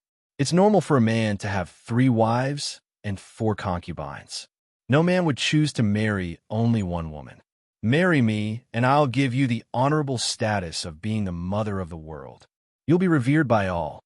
The corners of Yin Luofeng's lips curled up into a devilish smile. Her voice was calm, so calm that it caused a storm to rise in one's heart. "If that's the case, I'd rather not marry for the rest of my life." She'd rather not marry for the rest of her life than to share a man with someone else. Just how much courage did one have to make a woman say such words that went against the world? Yun Xiao glanced coldly at Gao Ling, who was about to explode in anger. He silently removed the grape seeds and brought the sparkling, jade-like grape to Yun Luofeng's lips. From the beginning to the end, he had never placed Gao Ling in his eyes. The young girl narrowed her eyes, and her red lips gently sucked on a grape. She even swallowed the man's finger. A devilish smile appeared on her beautiful face, and her warm tongue licked the man's finger. She stretched lazily and reclined on the chaise longue. With a smile that did not reach her eyes, she said, "There are rumors in the outside world that I, Yin Luofeng, am extremely lustful. Even though Mu Wushuang has proven that he was the one who spread these rumors, it's still very true. With such a perfect man by my side, do you think I'll continue to like you?" Gao Ling had noticed Yun Zhao's presence ever since he had entered the Yun family's backyard. However, he had deliberately avoided looking at him. Honestly, when he saw this man who stood beside Yin Luofeng like a mountain, a sense of inferiority arose from the depths of his heart. He did not know where this feeling of inferiority came from. He only felt that this cold man's aura was too strong and his features were so perfect that it made him jealous. That was why he had chosen to ignore him. However, when he heard Yin Luofeng's words, Gao Ling felt a surge of anger in his chest. He turned his gaze towards the expressionless man and spat fiercely. "Yin Luofeng, he's just a guard. Based on his status, he's not worthy of you. So what if this man's aura is strong? A guard was a guard. There was simply no comparison between them. Is that so?" Yin Luofeng raised her eyebrows slightly. She stretched lazily and stood up from the chaise longue. Then, she tugged on Yin Zhao's shirt forcefully and pulled him in front of her. She raised her head and kissed the man's cold lips. The man was startled at first. Then he recalled the contents of the erotic pictures. He subconsciously hugged the girl in front of him and somewhat awkwardly responded to the girl's kiss. "Looks like you've seen the contents of the erotic pictures?" Yin Luofeng pushed the man away and narrowed his eyes. A dangerous arc flashed across his eyes. Yin Xiao thought that she was angry. Her heart tightened, but she still nodded honestly. "If you don't like it, I can throw it away." Yin Luofeng smiled, and her stern expression disappeared along with her smile. Her lips curled into a demonic smile as she patted Yun Zhao's shoulder encouragingly. "Not bad. You are worth teaching. You are much more mature than before. If it was the Xianxia from half a year ago, she reckoned that he would have fled the moment she kissed him. Have you seen enough? Yin Luofeng swept her gaze towards Gao Ling and smiled at the young man's eyes, which were filled with anger. If you've seen enough, you can get lost. I'm not interested in showing others a live version of erotic pictures. Chapter 152. Gao Ling's face was ashen as he spat angrily. Yin Luofeng, you've actually degenerated yourself into an illicit relationship with a guard. You have no sense of shame. You're absolutely despicable. This crown prince must have been blind to want to save a whore like you. It's not like I don't have any other women besides you. Based on my noble status, countless women have sent themselves to my bed.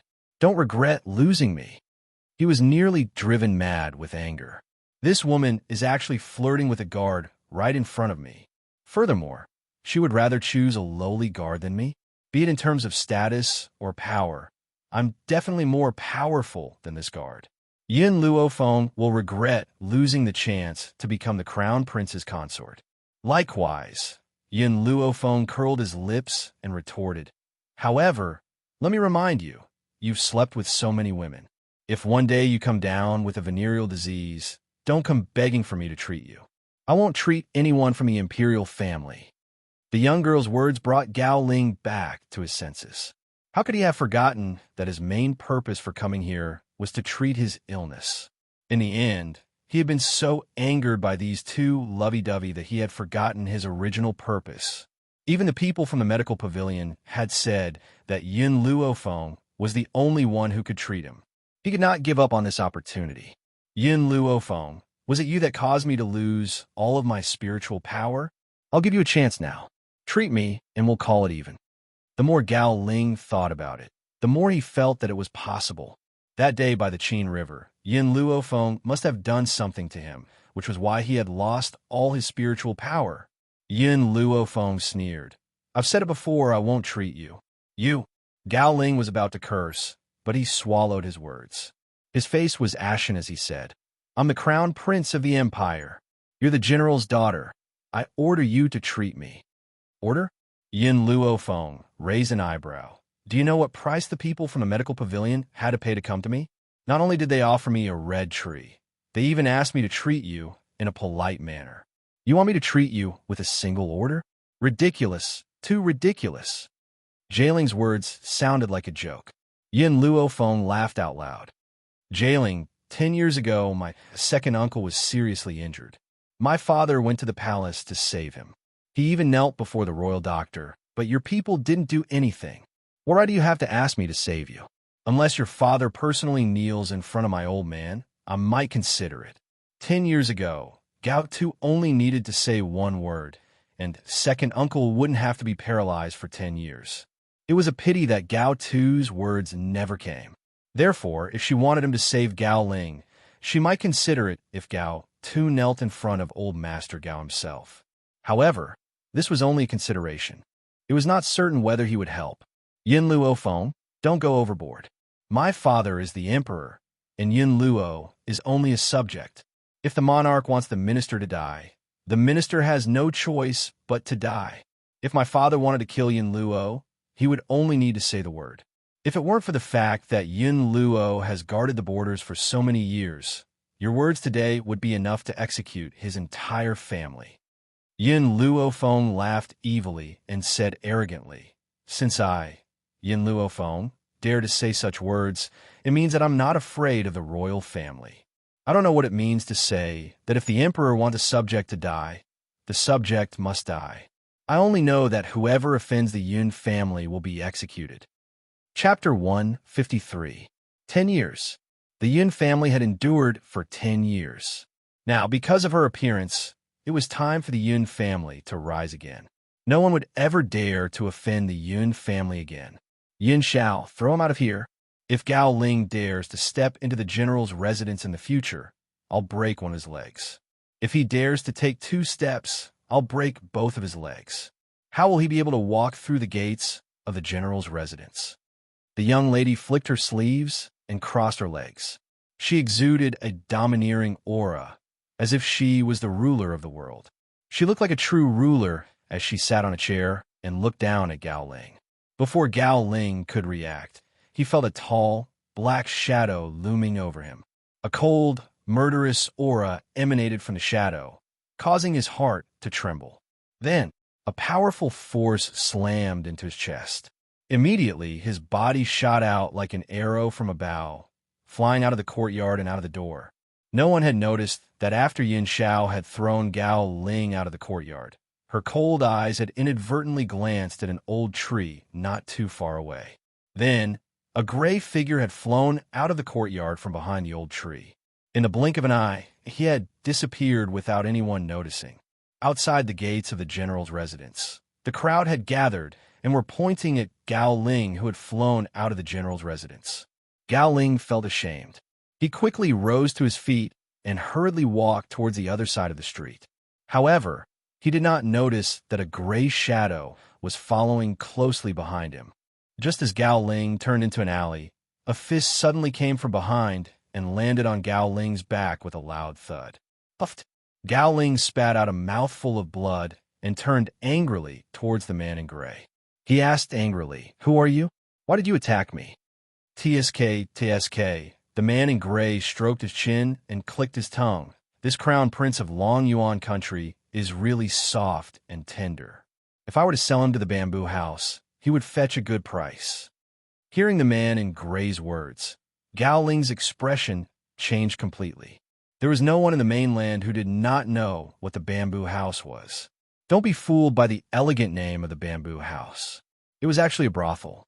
However, it was different from ordinary brothels. The people in this brothel were all men.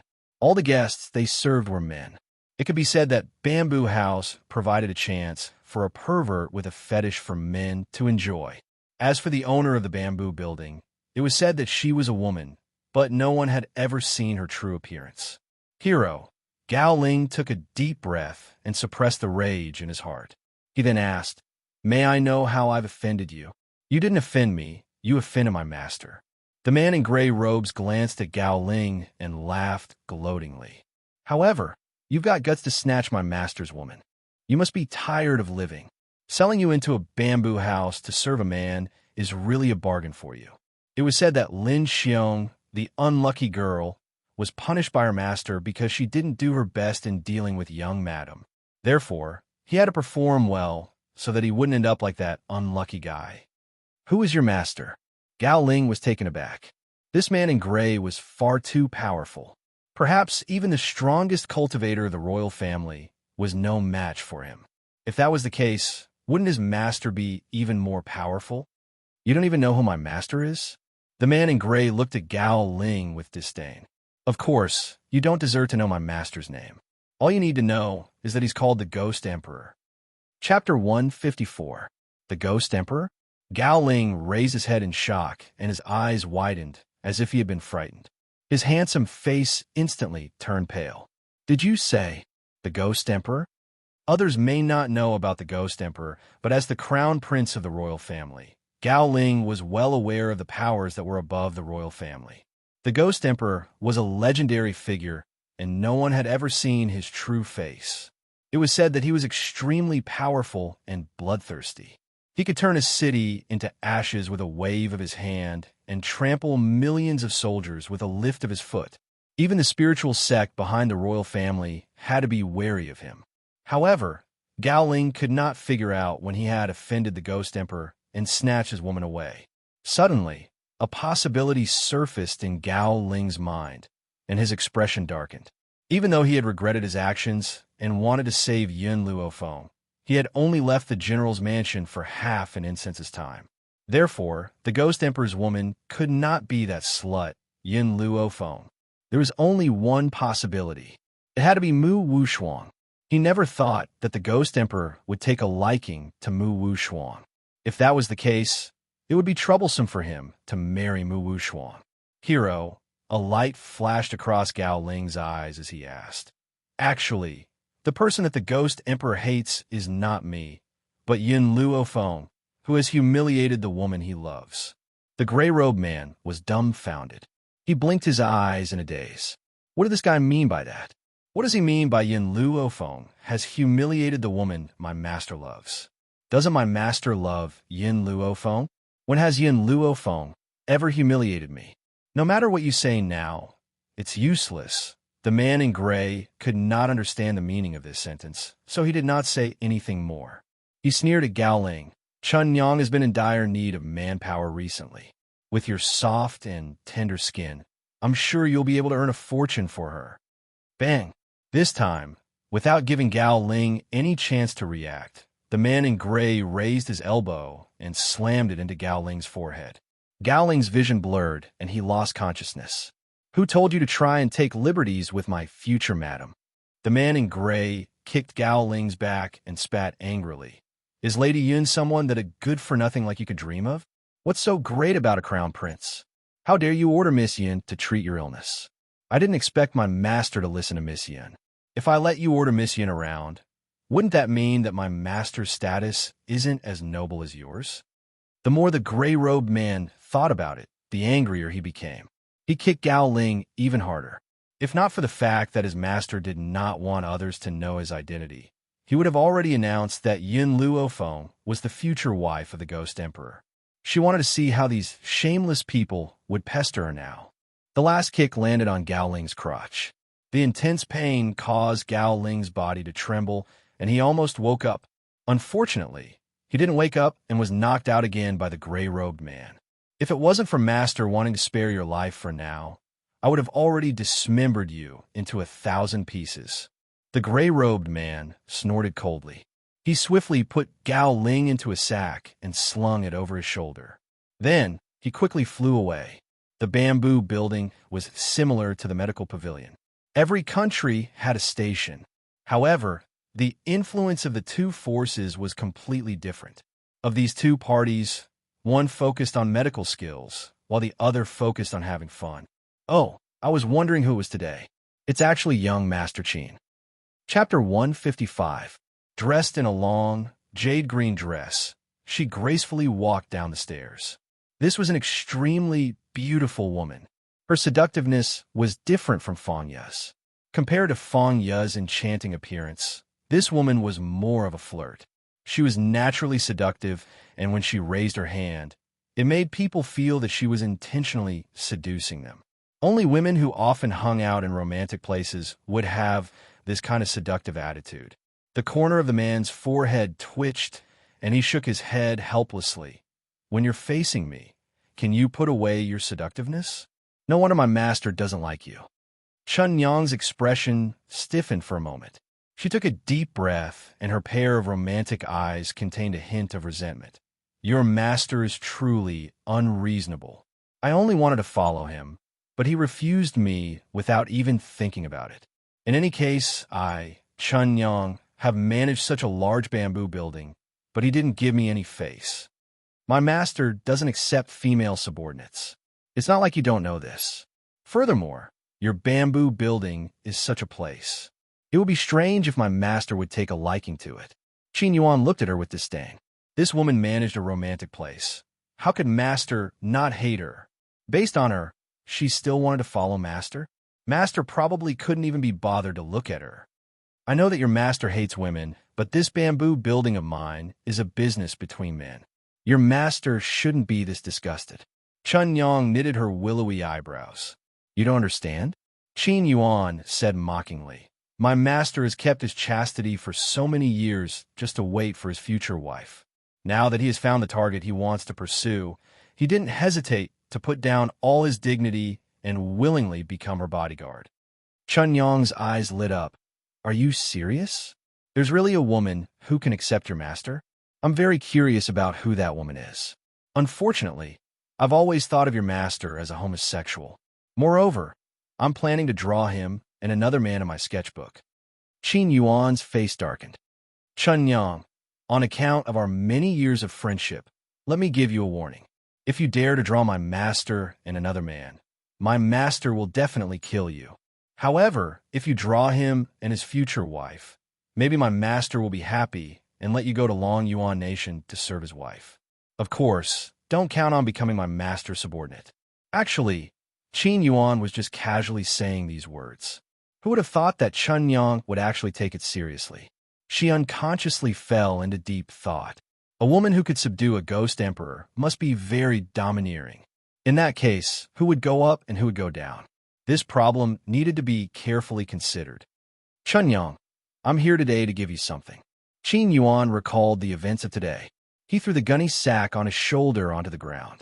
At that moment, the gunny sack loosened and an unconscious youth appeared in front of Madame Chun's eyes. Looking at the youth's fair and handsome face, Madame Chun's eyes lit up once again. This time, the goods are really not bad. Soft skin and tender flesh. I reckon that we can sell them for a good price. Qin Yuan raised the corners of his lips. This fellow is the crown prince of Long Yuan Nation. He had delusions of pestering my future wife and had offended my master. So I've sent him to you to enjoy 3 months. Within these 3 months, find me a few hundred strong men to serve him. After 3 months, throw him back to Long Yuan Nation. Also, my future wife doesn't like people interfering with her matters. In the future, you must never reveal that my master had asked you to do this. Otherwise, I won't be able to protect you. Chapter 156.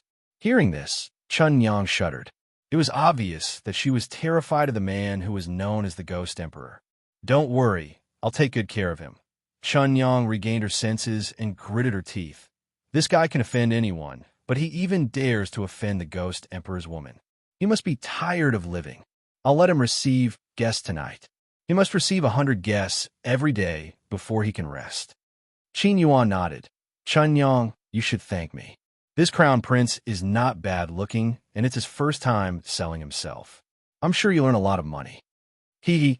Chunyang giggled and winked at Qin Yuan. Thank you, young Master Qin. If you have such good stuff in the future, you must send it to me. To thank you, I'll never draw you with another man in my sketchbook ever again. Qin Yuan's face darkened once again. Every time he thought of this woman drawing him with another man, he would feel the urge to explode in anger. Who asked him to befriend such a perverted woman when he was young and immature? It was too late for regrets now. After Mu Xingqiu and his grandson pleaded guilty, another major event happened in Long Yuan country. On the day after Mu Xingqiu and his grandson pleaded guilty, Crown Prince Gao Ling disappeared. The citizens of Long Yuan country thought that Gao Ling had been provoked by Mu Wuxuan and felt that he had loved the wrong person all this while. Hence, he chose to hide out of humiliation. Because of this, Mu Wuxuan did not dare to appear in public and sealed himself in the Prime Minister's residence. Only Yin Luofeng knew that this matter had something to do with Yin Xiao. Only Yin Luofeng would have the motive to attack Gao Ling. However, Yin Luofeng did not question Yin Zhao's actions. She pretended not to know anything and began to cultivate every day until nightfall. Fortunately, her tireless cultivation was also successful, and her cultivation was advancing by leaps and bounds in the backyard of the general's residence. Yin Luofeng frowned and looked at the young girl walking in front of him. He asked in confusion, Feng, where are you taking me? The young girl slowly turned her head and smiled evilly. You'll know when we get there. Now, prepare yourself. I have a big surprise for you. Surprise? Yin Luo's old face glowed with pride. You little girl, did you fill up my treasury again? Ha ha, my granddaughter is more capable. Quick, take me to the treasury. Ever since he learned about his granddaughter's medical skills, the old man was no longer as thrifty as before. He desperately began to spend money. Anyway, many people would send money to his house after he spent it all. It would be a waste if he didn't spend it. Anyway, the money was earned by his granddaughter. Shouldn't he be filial to the old man? Yin Luofeng's face was full of black lines. This surprise isn't in the silver treasury. You'll know once you come with me. No longer in the treasury? The old man frowned again. Since it wasn't money, what kind of surprise could it be? As he was thinking, the old man suddenly noticed that the girl in front of him had stopped. He couldn't help but be stunned. We've arrived? That's right. The young girl slowly turned her head and raised the corners of her lips in a demonic manner. It's been more than half a year since I established the Steel Flame Legion. Grandpa, it's time to show you my power. At the same time, I'll let you see someone. The surprise that this little girl was talking about was the Legion. The old man was stunned once again. This legion had only been established for half a year, and it shouldn't have become very powerful. After all, no one knew the talents of the previous members better than he did. If that was the case, what did this little girl mean? Chapter 157. Seeing that the young girl had opened the entrance to the underground tunnel, Yun Luo returned to his senses and followed Yun Luo Feng down the stairs without any hesitation. Over the past 6 months, the old man had not come to the underground training ground so as not to disturb Yun Luofeng's interest. Now, when he saw how luxurious the training ground was, he was completely shocked. The enormous training ground was divided into a few rings. These rings were constructed in a strict and dignified manner. From afar, it gave off a sense of grandeur. Other than that, there were countless houses for people to stay in the training ground. It was warm in the winter and cool in the summer. It was very comfortable. Little girl, how big of a hole did you dig? Why didn't you notice anything when you dug such a big training ground? The old man looked at Yin Luo Feng in shock. He found it hard to believe that this little girl had dug such a big hole without anyone noticing. A project like this could not have been completed without a few months. It's all thanks to this little fella's help. Yun Luo Feng smiled devilishly. Just as she finished speaking, a little head peeked out from her sleeve. Its big and adorable eyes scanned the surroundings before stopping on Yun Luo Feng, and it squeaked twice. This is a gold-seeking rat. The old man was even more shocked. And it's a low-rank high spiritualist at that. Impossible. Gold-seeking rats were the most useless of spiritual beasts. It was said that they would never be able to break through to an intermediate beginner spiritualist, so how could they become a high spiritualist? Could it be that he had been wrong all this while? It just broke through to become a high spiritualist yesterday. Yin Luo Feng gently stroked Milk Tea's little head and raised the corners of his lips. Of course, this little fella isn't a surprise for you. I brought you here today mainly to let you meet someone. At that moment, a voice suddenly rang out from behind, causing the puzzled old man's body to stiffen. Father, you're here? The old man turned his head stiffly. Suddenly, a handsome and elegant face appeared in front of him. Xianxia, weren't you at the back of the mountain? Why are you here at the training ground? Also your leg. It was only at this moment that Yin Luo suddenly realized that the man in front of him wasn't sitting on the wheelchair, but was standing in front of him. His legs were very straight, and his body was tall and slender. His handsome face no longer had its usual sadness and was replaced by a confident smile. Just like the talented young man who had swept the entire Long Yuan nation 10 years ago. What's going on? The old man's voice trembled slightly. You too tell me what happened. Grandfather. Yin Luo Feng looked at Yun Xianxia and slowly walked in front of the old man. He smiled and said, Actually, half a year ago, I had already helped second uncle recover from his injuries. However, because he had been paralyzed for 10 years, he couldn't walk like an ordinary person and had to learn to walk from the beginning. That's why I didn't tell you about this matter. Now that second uncle can move freely, it's time for me to tell you everything. The old man's entire body trembled. The gaze he used to look at Yun Xianxia turned from shock to excitement. Then, he suddenly thought of something and turned around. He grabbed Yin Luofeng's clothes and shouted angrily, You damn girl! What else are you hiding from me? Hurry up and tell me everything. Chapter 158. At this moment, the old man was furious. He glared angrily at Yin Luo Feng, as if he wanted to tear the other party apart and eat him alive. In the eyes of those who didn't know better, they would think that this girl was his enemy. Yin Luo Feng looked at the old man's hand that was holding on her clothes and raised his eyebrows. I haven't told you yet. My second uncle has already become the commander of the Iron Man Legion.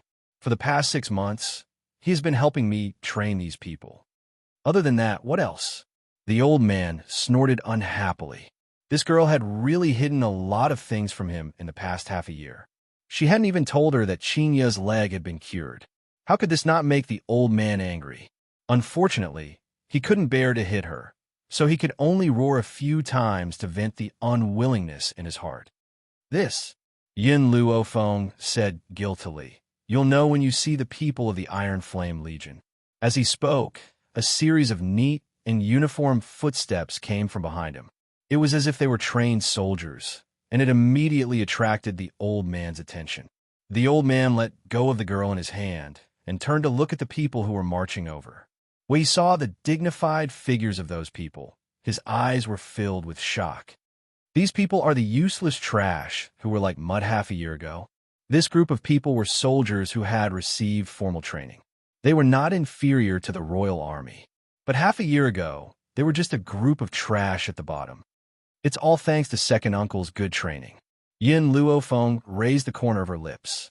Under the leadership of her second uncle, the Iron Man Legion had gradually grown up, and the Flame Legion was not bad either. Even she was surprised by the achievements and perseverance of these people. Xianxia smiled. Her handsome eyes were filled with gentleness as she looked at Yin Luofeng. No, my training is only a supplementary effect. The real reason why these people have grown up is because of Fenger. If it wasn't for the marrow cleansing medicine and spirit gathering medicine that Fenger took out, they wouldn't have grown so quickly. At first, Yin Luo only noticed the tenacity of these people. Now that he heard Xianxia's words, he used his mental strength to probe the strength of these people. When he felt the power of the entire army, the old man was dumbfounded. He stood there like a tree stump. How was this possible? The imperial family had also probed the talents and foundations of these people. None of them would be able to break through to the rudimentary intermediate spiritualist stage in their lifetime. Now, everyone in the army had become intermediate spiritualists, and a few of them had even broken through to advanced spiritualists. His strength was equal to that of a general like him. One had to know that the most powerful person in Long Yuan country was only a high spiritual warrior. Therefore, if Yin Luofeng brought out the strength of this legion, it would surely cause an intense wave of shock. Perhaps even the people behind the royal family would be lured out. Feng, tell me, how did you do it? The old man slowly turned to look at Yin Luofeng. One could imagine how shocked he was. These people's aptitudes are very low, so how did you help them become advanced spiritualists? Yin Luofeng smiled disapprovingly. Her eyes were filled with confidence. I've said it before, I don't choose people based on talent. Even if they are trash, I can turn them into geniuses. As for the marrow cleansing liquid, it could cleanse one's marrow and bones and reforge one's innate talent. If they can't even break through under such conditions, then there's no need for me to form this army. Chapter 159. The old man's breathing tightened. Excitement was written all over his face. He rubbed his fists and said with a smile, "Little girl, is that marrow-cleansing liquid really that effective? Then this old man plans to live in this place from now on and bathe in the marrow-cleansing liquid every day." His expression as he looked at the marrow-cleansing liquid was as if he was facing a top-grade beauty. His gaze was lustful and wretched, as if he wanted to strip off the clothes of that top-grade beauty. Xianxia's face was filled with black lines. She subconsciously wanted to pretend that she didn't know this old man. She had never seen an old man look at a pool of water with a lustful gaze. This was too embarrassing. Yin Luofeng was silent for a moment before he raised his lips and said, "If you like, you can come here and bathe in the marrow-cleansing liquid. However, you're already old, and the marrow-cleansing liquid does not have much of an effect on you, so I have prepared another gift for you." As soon as she finished speaking, Yin Luofeng reached into her sleeves and pulled out a vermilion fruit. When the old man saw the vermilion fruit, he couldn't help but be stunned. Red fruit? Wasn't this the red fruit that the people from the medical pavilion had given her? It was said that it took a year for the red fruit to bear fruit. It had only been half a year, and the red fruit had already successfully borne fruit. Yin Luofeng shrugged his shoulders. In theory, this should be a red fruit, but I'm used to calling it a spirit fruit. As for its effects, you'll know when you eat it. The old man didn't hesitate. He took the fruit Yin Luofeng passed him and took a bite. Immediately, a fragrant aroma flowed through his mouth, causing his eyes to suddenly brighten. In a few bites, he finished the spirit fruit. This red fruit tastes pretty good. When the time comes, prepare more of them and put them in my study. When I'm greedy, I can use them to satisfy my cravings. The old man wiped his mouth, his chrysanthemum-like old face full of smiles. Yun Luofeng's face darkened. What did this old fellow think the spirit fruit was? To satisfy his cravings? If his word were to spread, there would probably be many people on the continent who would gang up on him. Boom! Suddenly, a powerful wave of spiritual energy rushed into the old man's dantian and fiercely collided against the barrier. In an instant, the originally solid barrier was like a thin piece of paper. It was broken by the powerful spiritual energy and reached a new realm. The old man was dumbfounded. Xianxia was stunned. Even the members of the Steel Flame Legion were astonished. They looked at the dumbfounded old man, not understanding what was going on. Why did General Yun break through without any warning? Looks like the effects of this spirit fruit are pretty good. The girl's lazy laughter entered his ears, causing the stiff old man to raise his head mechanically. His voice began to tremble at this moment, and his words were clearly filled with disbelief. Well, what's going on? That barrier of his had existed for many years, and no matter how hard he tried, he could not advance a single level. But why did he actually break through now? This was simply impossible. I said before, not only will I help second uncle stand up, I will also think of a way to help you break through. Yin Luofeng chuckled. His demonic eyes stared at Yin Luofeng as the corners of his lips curled up. Now, I have fulfilled my promise. Boom! Thunder pierced through the ears. After receiving Yin Luofeng's acknowledgement, Yin Luofeng was once again dumbfounded. He thought back to how he had asked Yin Luofeng to give him the red fruit as a snack. It was simply ridiculous. Chapter 160. A spiritual fruit that could allow advanced spiritualists to break through is much rarer than the simple red fruit. Perhaps his granddaughter could only produce one of them. Ha ha ha!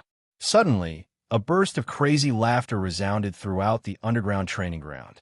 His laughter was filled with madness, but it also revealed the excitement in his heart. How many years has it been? How many years has it been since I broke through? Gaotu, you dog emperor, just you wait. I'll make you pay for everything that happened back then. Yin Luofeng glanced at the crazy old man. Then he looked at the people from the army. There are 3 people from the Iron Steel Army that broke through to become paramount spiritualists, and 2 from the Flame Army. The 5 of you can come forward to receive a spiritual fruit, but I suggest that you consume it when you're an intermediate high spiritualist to use it to break through. The old man, who was laughing hysterically, was caught off guard when he heard Yin Luofeng's words. As a result, he could not hold back his laughter and choked on his own saliva. His face flushed, and he coughed violently. Bastard, how many fucking spiritual fruits do you have? The old man finally caught his breath and glared at Yin Luofeng furiously. Earlier on, the young lady said that she was going to give him a surprise, but he thought that it was more like a shock. If he was not careful, he might not be able to withstand the surprise and suffer a heart attack. Yin Luofeng kept quiet for some time before he answered conservatively. I'll probably be able to give 1 to each member of the Iron Flame Army. Yin Luofeng's heart twitched when he heard what Yin Luofeng said, and it almost stopped beating. He initially thought that Yin Luofeng would only have one of such a magical fruit at most. Who knew that the young fellow would be able to get so many of them without a sound? Enough for each member of the Iron Flame Army to have one. As if he thought that Yin Luofeng was not shocked enough, Yin Luofeng added, even if these fruits are used up, I can still get more. Therefore, if the Yin family's protectors break through to become advanced spiritualists, they can also come to me to receive a spiritual fruit, provided that they're loyal to the Yin family. Yin Luo completely went crazy.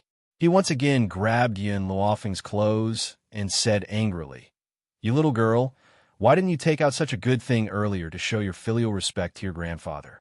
Quick, give me another 180, the more the better. In any case, I won't complain about having more. The corners of Yin Luofeng's eyebrows slightly slanted upwards.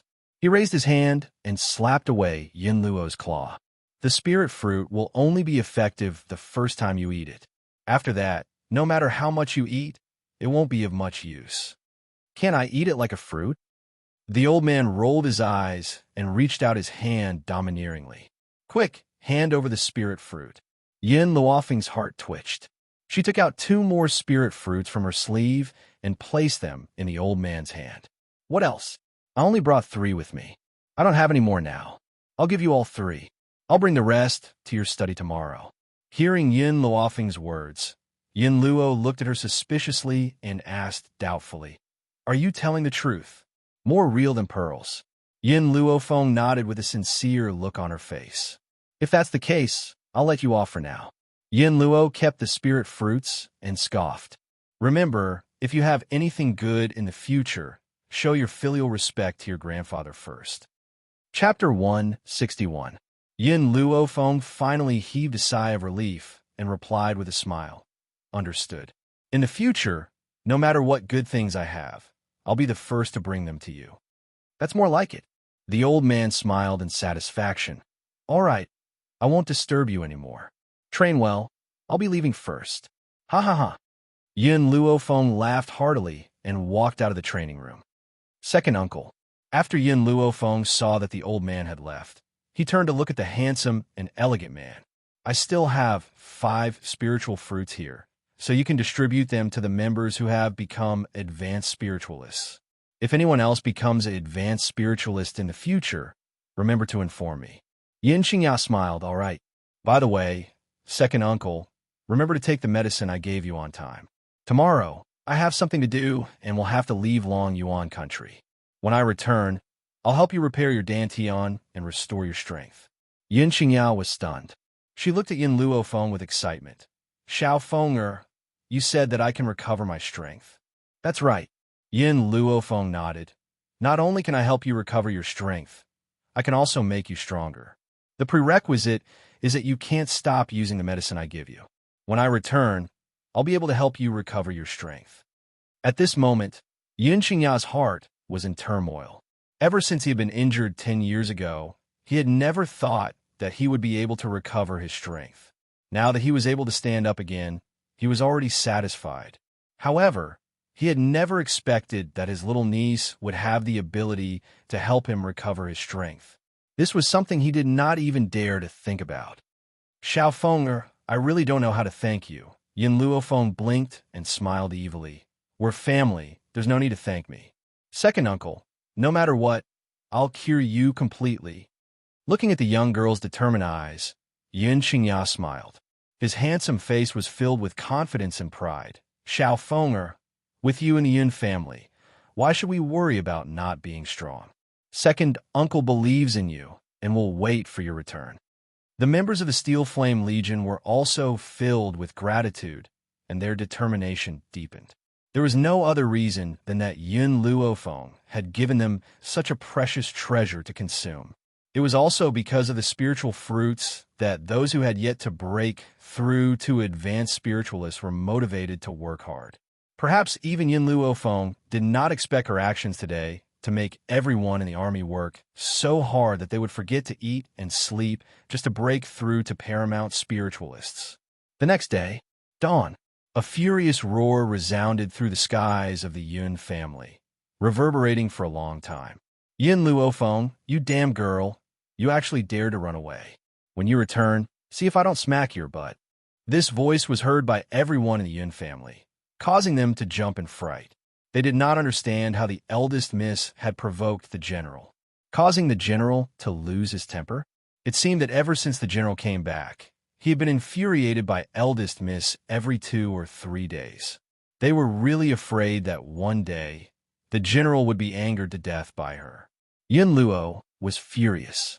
That girl had promised to deliver 180 spirit fruits to his study today.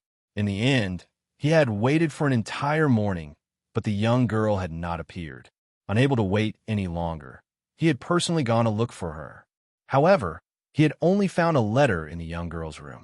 The letter stated that the little girl had run away from home. Of course, Yin Luo was just joking. He could not bear to actually smack Yin Luofeng's butt. Even if the young girl lost a single strand of hair, his heart would ache for a long time, let alone beating her up. Chapter 162. Flowing Gold Country. It was once one of the most powerful countries on the mainland. However, a few years ago, the general of flowing gold country, Ibu Fan, had been defeated by Yun Luo and was forced to hand over the third prince, Yi Ling, as a hostage. From then on, flowing gold country could only exist as a vassal country to Long Yuan country. However, in just half a year's time, an organization called the Windfall Pavilion had suddenly appeared in flowing gold country.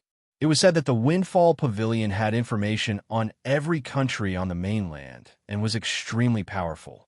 In just half a year's time, they had become a household name, and their name had spread far and wide. However, many organizations had wanted to find out who the pavilion master of the Windfall Pavilion was. However, the pavilion master was very mysterious. No one even knew her name, let alone see her face. At this moment, in the Windfall Pavilion, when Yin Luofeng had just stepped into the hall, a figure as light as the wind quickly pounced towards Yin Luofeng. "My lady, I've missed you so much." Qing Yin became excited the moment she saw Yin Luofeng. Unfortunately, when the white-clothed girl in front of her saw her pouncing figure, she dodged to the side without a second thought. With a plop, Qing Yin didn't have time to stop her steps. She was caught off guard and fell to the ground. "My lady." The little servant girl raised her little face and stared resentfully at Yin Luofeng. "Qing Yin, I'm here on official business. I don't have time to catch up with you." Yin Luofeng raised the corners of his lips, and a demonic smile hung on his lips. The little girl before him was the newly promoted commander of the Flame Regiment, Qing Yin. In the last half a year, she'd sent Yi Ling and Qing Yin to Flowing Gold Kingdom to establish the Windfall Pavilion and gather information in the world for the sake of finding the true culprit that had killed her parents. Now that she'd almost made some progress, she'd rushed to Flowing Gold Kingdom just now. "That's right. Where's Yi Ling? Why haven't I seen him come out?" Yin Luofeng scanned his surroundings but did not see Yi Ling. An undetectable light flashed across his jet-black eyes. Qing Yin's expression changed slightly when she heard this. "My lady, Yi Ling has been discovered. What's going on?" Yin Luofeng turned to look at Qing Yin. "Why didn't you tell me about this?" Qing Yin bit her lip, and a hint of anger appeared on her delicate features. A few days ago, Yi Ling had bumped into his half-brother, the second Prince Ye Luo, on the street. Ye Luo had recognized him, and his arrival in Flowing Gold Country had been exposed. "My lady, do you know how outrageous his brother is? His talent and strength were clearly inferior to Yi Ling's, but he relied on the fact that his mother was doted on and insulted Yi Ling. How infuriating!" Seeing the young servant girl's angry eyes, Yin Luofeng smiled faintly and asked, "Yi Ling was humiliated, not you. Why are you so angry? Don't tell me you and Yi Ling." "Miss." Qing Yin hurriedly interrupted Yin Luofeng. She angrily stamped her foot, her face flushed red. "What nonsense are you talking about? Yi Ling and I are only companions. That's why I can't bear to see others humiliate him. It's really not what you think. Is that so?" Yin Luofeng smiled devilishly, and his jet-black eyes fell upon Qing Yin. "Qing Yin, even though Yi Ling is the third prince of Flowing Gold Country, you are no ordinary little servant girl. You are someone I trust. If the two of you are truly in love with each other, I will make the decision on your behalf regarding this marriage." Qing Yan's heart trembled fiercely, and her clear eyes were filled with deep emotion. Chapter 163. Ever since the young miss had failed to hang herself, she had changed into a completely different person. However, the young miss now not only made her feel very reliable, she liked her even more now. "Young miss, I know that you're doing this for my own good. However, even if he and I are in love, the Emperor of Flowing Gold Country would never allow it. The imperial family values a marriage of equal social status." "A marriage of equal social status?" Yin Luofeng laughed gently. "Both of you are members of the Steel Flame Regiment, so this is what they call a marriage of equal social status. If the two of you truly love each other, the Emperor of Flowing Gold Country would never be able to stop you. My Yin Luofengs, people are never unworthy of anyone. If this is a one-sided love, I cannot help you. After all, matters of the heart cannot be forced." Qing Yin nodded, and a bitter smile appeared on her delicate face. Young miss, I understand. Yin Luofeng patted Qing Yan's shoulder soundlessly. Let's go. Take me to Yiling. I have a few things to understand from him. Yes, young Mississippi. Under Yin Luofeng's reassurance, Qing Yan regained her cheerfulness. She blinked and giggled as she walked out of Zephyr Pavilion. Yin Luofeng shook his head in exasperation as he stared at the little servant girl's joyful figure. A demonic smile appeared on the corners of his lips before he followed Qing Yan out without any hesitation. In flowing gold country, once a prince comes of age, he will leave the imperial palace and establish his own family. At this moment, Yiling was sitting in his study in the third prince's mansion. He was holding a book in his hand, but his mind was not on the book at all. He looked rather absent-minded. Just then, a squeaking sound suddenly rang out from the side of his feet, instantly attracting his attention. When Yiling noticed the white hamster squeaking at his feet, his eyes widened and he asked in astonishment, "Milk tea, what are you doing here? Could it be?" As if remembering something, Yiling's eyes filled with excitement. He slowly turned his head and his gaze gradually turned towards the door. In that instant, the young girl in white who was leaning against the door entered his sight. The young girl crossed her arms and leaned lazily against the door railing. The corners of her lips curled into a beautiful smile. Her robes were as white as snow and fluttered in the gentle breeze. Yiling, long time no see. I didn't expect you to become the third prince of the flowing gold kingdom. Yiling withdrew the excitement in his eyes and replaced it with respect. He hurriedly rose from his seat and greeted the young lady at the door. "Master, why have you come?" Yin Luofeng smiled evilly. Her white robes fluttered like a gentle breeze and landed on the chair in front of the desk. "What? You don't welcome me?" The young girl brushed her white robes and crossed her legs. She picked up the brush on the table and played with it in her hand. She looked at Yiling with an evil smile in her black eyes, lazy and wanton. "However, I think you're doing a good job as the third prince."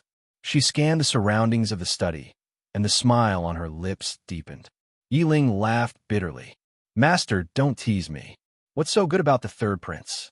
It's not as glorious as being the deputy pavilion master of the Windfall Pavilion. Mistress, I'd rather be the deputy pavilion master of the Windfall Pavilion than be the third prince." The girl burst into laughter and raised her eyebrows slightly. "Tell me, what happened? You've suddenly returned to the flowing gold kingdom. Did the royal family not suspect you?" Chapter 164. Yiling shook her head, her heart filled with bitterness. "I told them that Long Yuan country had sent me to seduce the eldest lady of the general's residence, and I took the opportunity to escape. They did not suspect me and allowed me to return to the country. However, my return has offended some people's interests, and they have sent many assassins to kill me. Fortunately, my cultivation base has improved by leaps and bounds over the past 6 months, so the assassins have not succeeded." Yin Luofeng lowered his eyes and continued to play with the brush in his hand. An undetectable glint flashed across his dark eyes. "Yiling, how's the matter I asked you to investigate? Who was the one who killed my parents that year?" More than 10 years ago, the Yin couple had come up with a plan when they were fighting against Flowing Gold Country.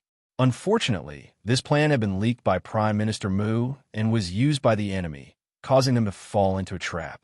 However, the person who had killed the couple was someone else. That person must be related to the royal family of Flowing Gold Country. Yin Luofeng had sent Yiling to Flowing Wind Country to find the real killer. There is some progress in this matter. Yiling glanced at Yin Luofeng. "Give me some time and I will find out the truth. However, I can tell you that this matter is related to Empress Rong." Empress Rong was the mother of the second prince, Yi Luo. She had even instigated the emperor to send Yiling to Long Yuan country as a hostage. During this time, she had helped her son become the crown prince. Obviously, her efforts were about to pay off. It was at this time that Yiling returned. How could Empress Rong not hate her? If it were not for the fact that the entire court supported Yiling and that General Yi Bufan was Yiling's uncle, her son would have become the crown prince long ago. Yiling, who had been taken as a hostage, had dared to return to the country. Seeing that her efforts were about to be wasted, Imperial concubine Rome could no longer sit still. This was the reason for the assassination every night. What Yin Luofeng did not expect was that even the death of his parents had something to do with her. A murderous intent flashed across his eyes. Yin Luofeng stopped playing with the brush and said, "Yi Ling, I will be staying in flowing gold country for the time being.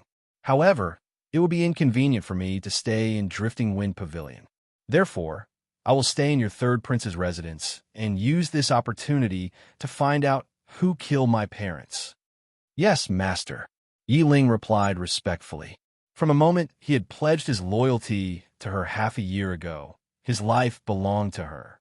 Even if she wanted him to destroy the entire flowing gold country, he would not refuse any of her orders.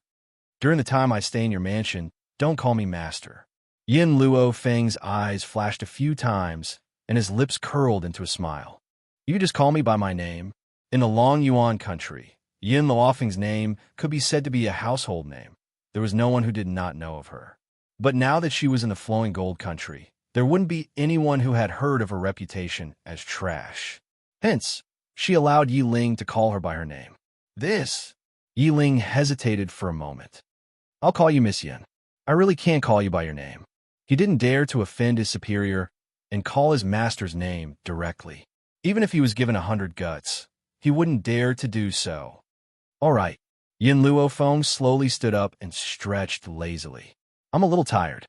Help me prepare a room first. I'm going to rest for a while. If there's any news, notify me." With that, she strode out of the study. Chapter 165. What did you say? In the brothel, there was singing and dancing. Inside a private room, a handsome man was hugging women on his left and right. He narrowed his eyes as he stared at his confidant standing in front of him. A sinister light flashed across his eyes. My third royal brother has always had his eyes on the top of his head. Did a woman really stay in the third prince's residence yesterday? Reporting to the second prince, this matter is absolutely true. I did see a beautiful woman dressed in white enter the third prince's residence. Furthermore, that woman was extremely beautiful, even more beautiful than the top courtesan of Red Flower Brothel. The confidant licked his lips in a vulgar manner, his mind still recalling that beautiful face. If he could obtain such a woman, even if it was just for one night, he would be perfectly satisfied. "Oh!" Yi Luo's eyes brightened. "Even more beautiful than the top courtesan of Red Flower Brothel? That boy Yi Ling actually has such luck with women? However, I think that woman was staying in the second prince's residence without any status. She must not be from a good family. She must be the new top courtesan of some brothel." This confidant had followed him for many years and had enjoyed many beautiful women with him. But now, the woman who was openly staying in the second prince's residence was praised by him like this. She must be an extremely beautiful woman. Only he had the right to enjoy such a beautiful woman. Who did Yi Ling think he was? Immediately send an invitation to Yi Ling. Tell him that I invite him to the residence for a gathering. "Yes, Your Royal Highness, the second prince." The confidant joined his fists and retreated from the luxurious private room. It was as if the words of his trusted aide had made Yi Luo's mind become active and made him lose interest in the beauties around him. He waved his hand to dismiss the women around him, and a greedy glint flashed across his glowing eyes. He was very curious as to how beautiful that woman was. Even the top courtesan of Red Flower Brothel was outshone by her. Early morning. The morning light shone through the entire residence. It was so warm that it made people feel happy. As soon as Yin Luofeng entered the courtyard, he saw the handsome young man sitting in the pavilion. The young man's gaze was fixed on a certain spot in the courtyard, and there was an undercurrent in his eyes. She followed the youth's gaze, and in an instant, the little servant girl who was playing in the stream fell into her eyes.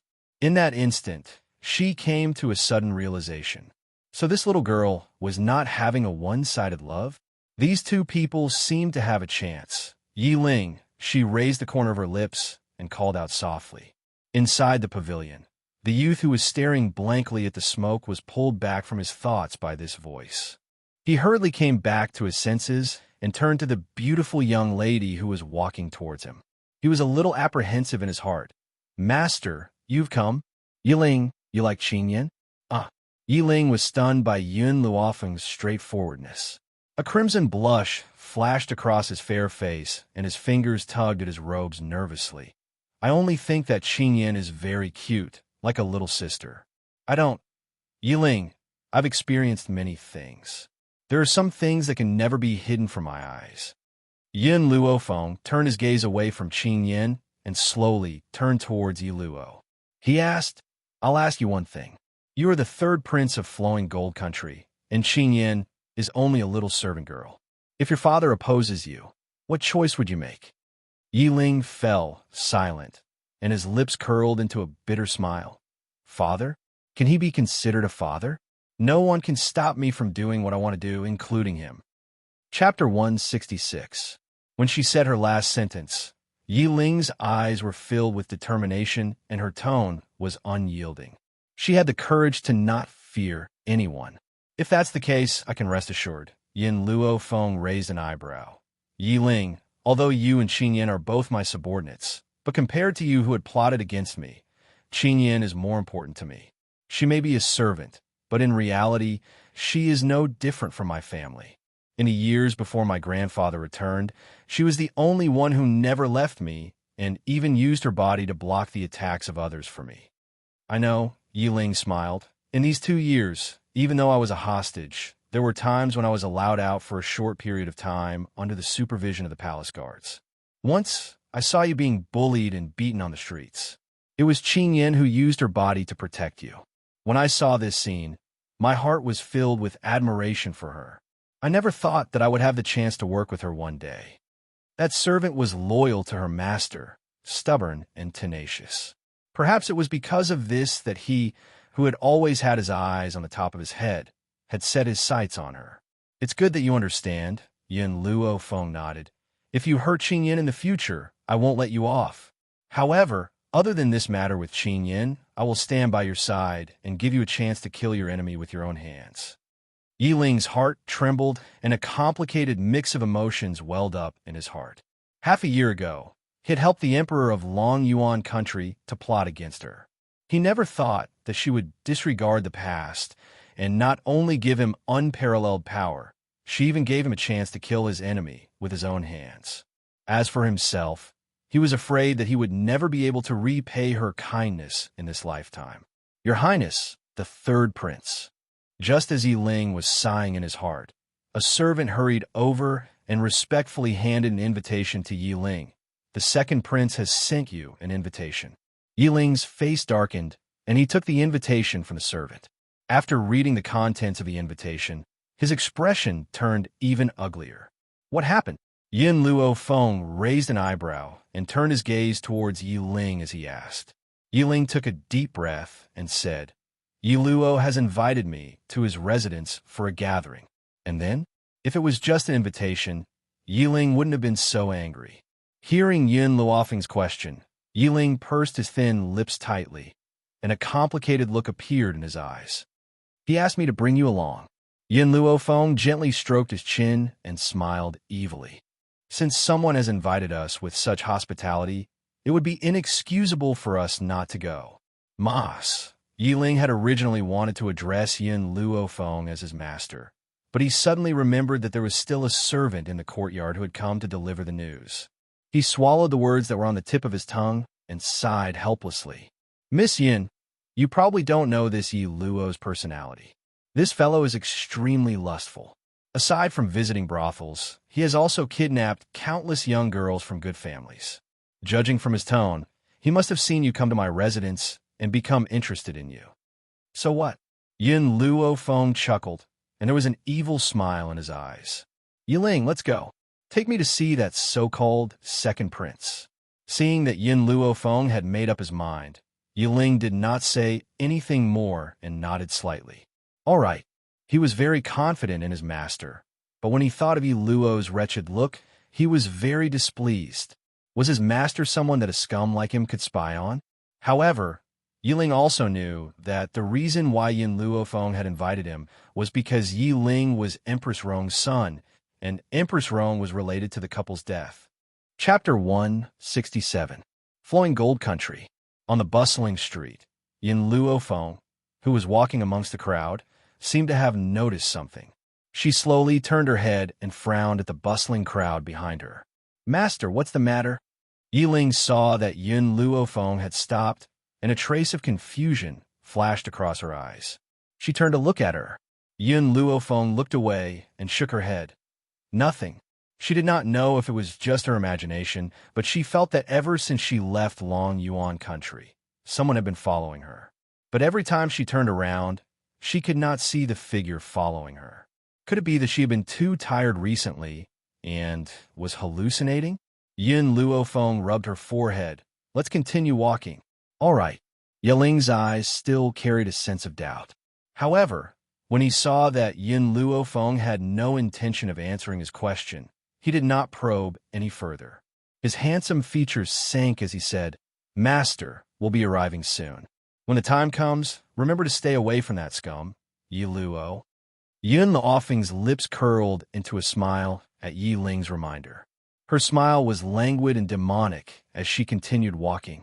As Empress Rong was highly favored by the emperor, compared to the cold and cheerless third prince's palace, the second prince's palace was bustling with visitors.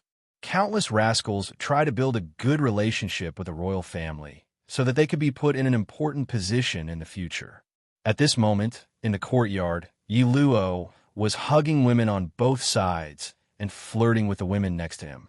His expression was vulgar, and even his hand were placed on the women's sensitive parts.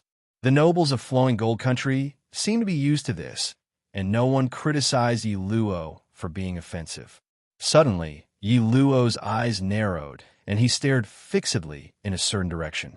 A deep sense of awe appeared in his eyes.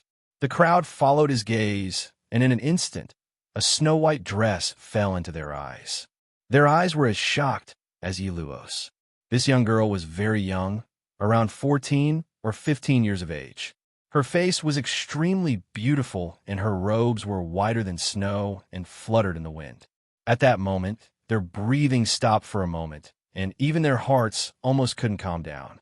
There was a smile on the young girl's face from beginning to end. She was bewitching and wanton, and her pair of pitch-black eyes were like the stars in the night sky.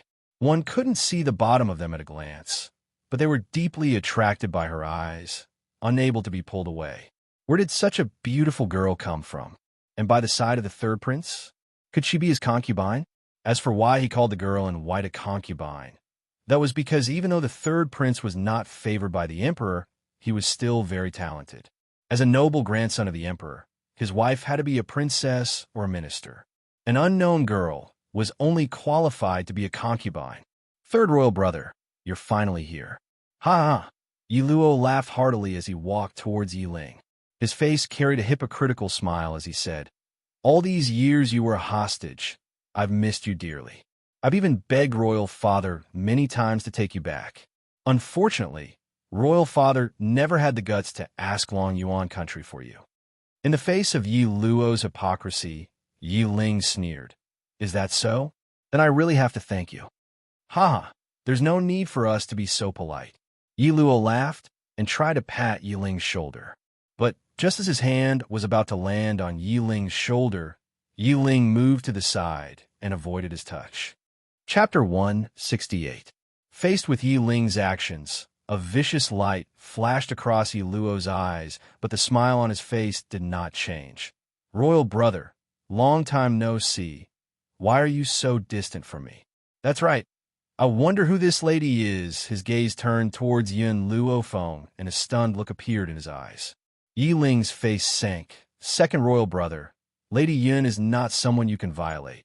Yi Luo laughed evilly and said, "Third royal brother, I didn't think that you would protect your woman like this. I don't have any other intentions. I just want to know which family's daughter this lady is." Hearing Yi Luo refer to his master as his woman, Yi Ling's heart almost stopped beating in fright. He quickly turned to look at the young girl and sighed in relief when he saw that she was not angry. "This damn brat actually dared to tease me and master like this. If master gets angry, my little life will be over." For some reason, when Yi Luo said those words, Yi Ling felt a chill run down his spine, as if a pair of cold eyes were staring at him from the shadows. It sent a chill down his spine and made every hair on his body stand on end. Yi Luo, be more respectful when you speak. A trace of anger appeared on Yiling's face. If you say such things again, don't blame me for being impolite. Ha! Yi Luo laughed disapprovingly. Yiling, don't think that I don't know this woman's background. She's just a girl from a brothel. Which family's daughter would stay in a prince's residence without any status? I just wanted to test you with a question. I didn't think that you would fly in such a rage out of humiliation. I will definitely report this matter to Imperial Father. Girl from brothel? When the young men heard Yi Luo's words, their eyes were no longer as stunned as they had been at the beginning. Instead, they stared at her with lewd and vulgar gazes. She was just a girl from a brothel. Spending a bit of money would make her strip naked and lie on the bed waiting to be taken. A woman like this was not worthy of their respect. Woman, Yi Luo turned to look at Yin Luo Feng and licked his dry lips. Being my concubine is better than following Yiling. Even though your status is low and you can't obtain the status of a prince's consort, I can give you plenty of love. I guarantee that no one in this prince's residence will dare to bully you. How about it? Only he, the son of the empress, had the right to possess such a beautiful woman. Yiling was nothing. Yiling finally couldn't hold it in any longer. She clenched her fist tightly and swung it towards Yi Luo with an irresistible force. Bang! Just as Yiling's fist was about to reach Yi Luo, a pair of legs kicked towards Yi Luo at an even faster speed. The crowd only heard a muffled sound as his body was thrown out. The girl lifted her foot and stepped on Yiling's chest. She looked down at him from above. I'm sorry, I didn't hear a single word you just said. Can you say it again? Even though the white-robed young lady was apologizing, everyone could feel the threat from her body. There was a devilish smile on her face, and her black eyes were wild and arrogant. Men, capture this woman for me. Yi Luo held his breath and roared angrily with an ashen face. No one in the crowd thought that the banquet had not even begun and the two parties were already fighting. A wave of orderly and powerful footsteps suddenly rang out, instantly surrounding Yun Luofeng and Yiling. All the guards pulled out their weapons, and the atmosphere was cold and solemn.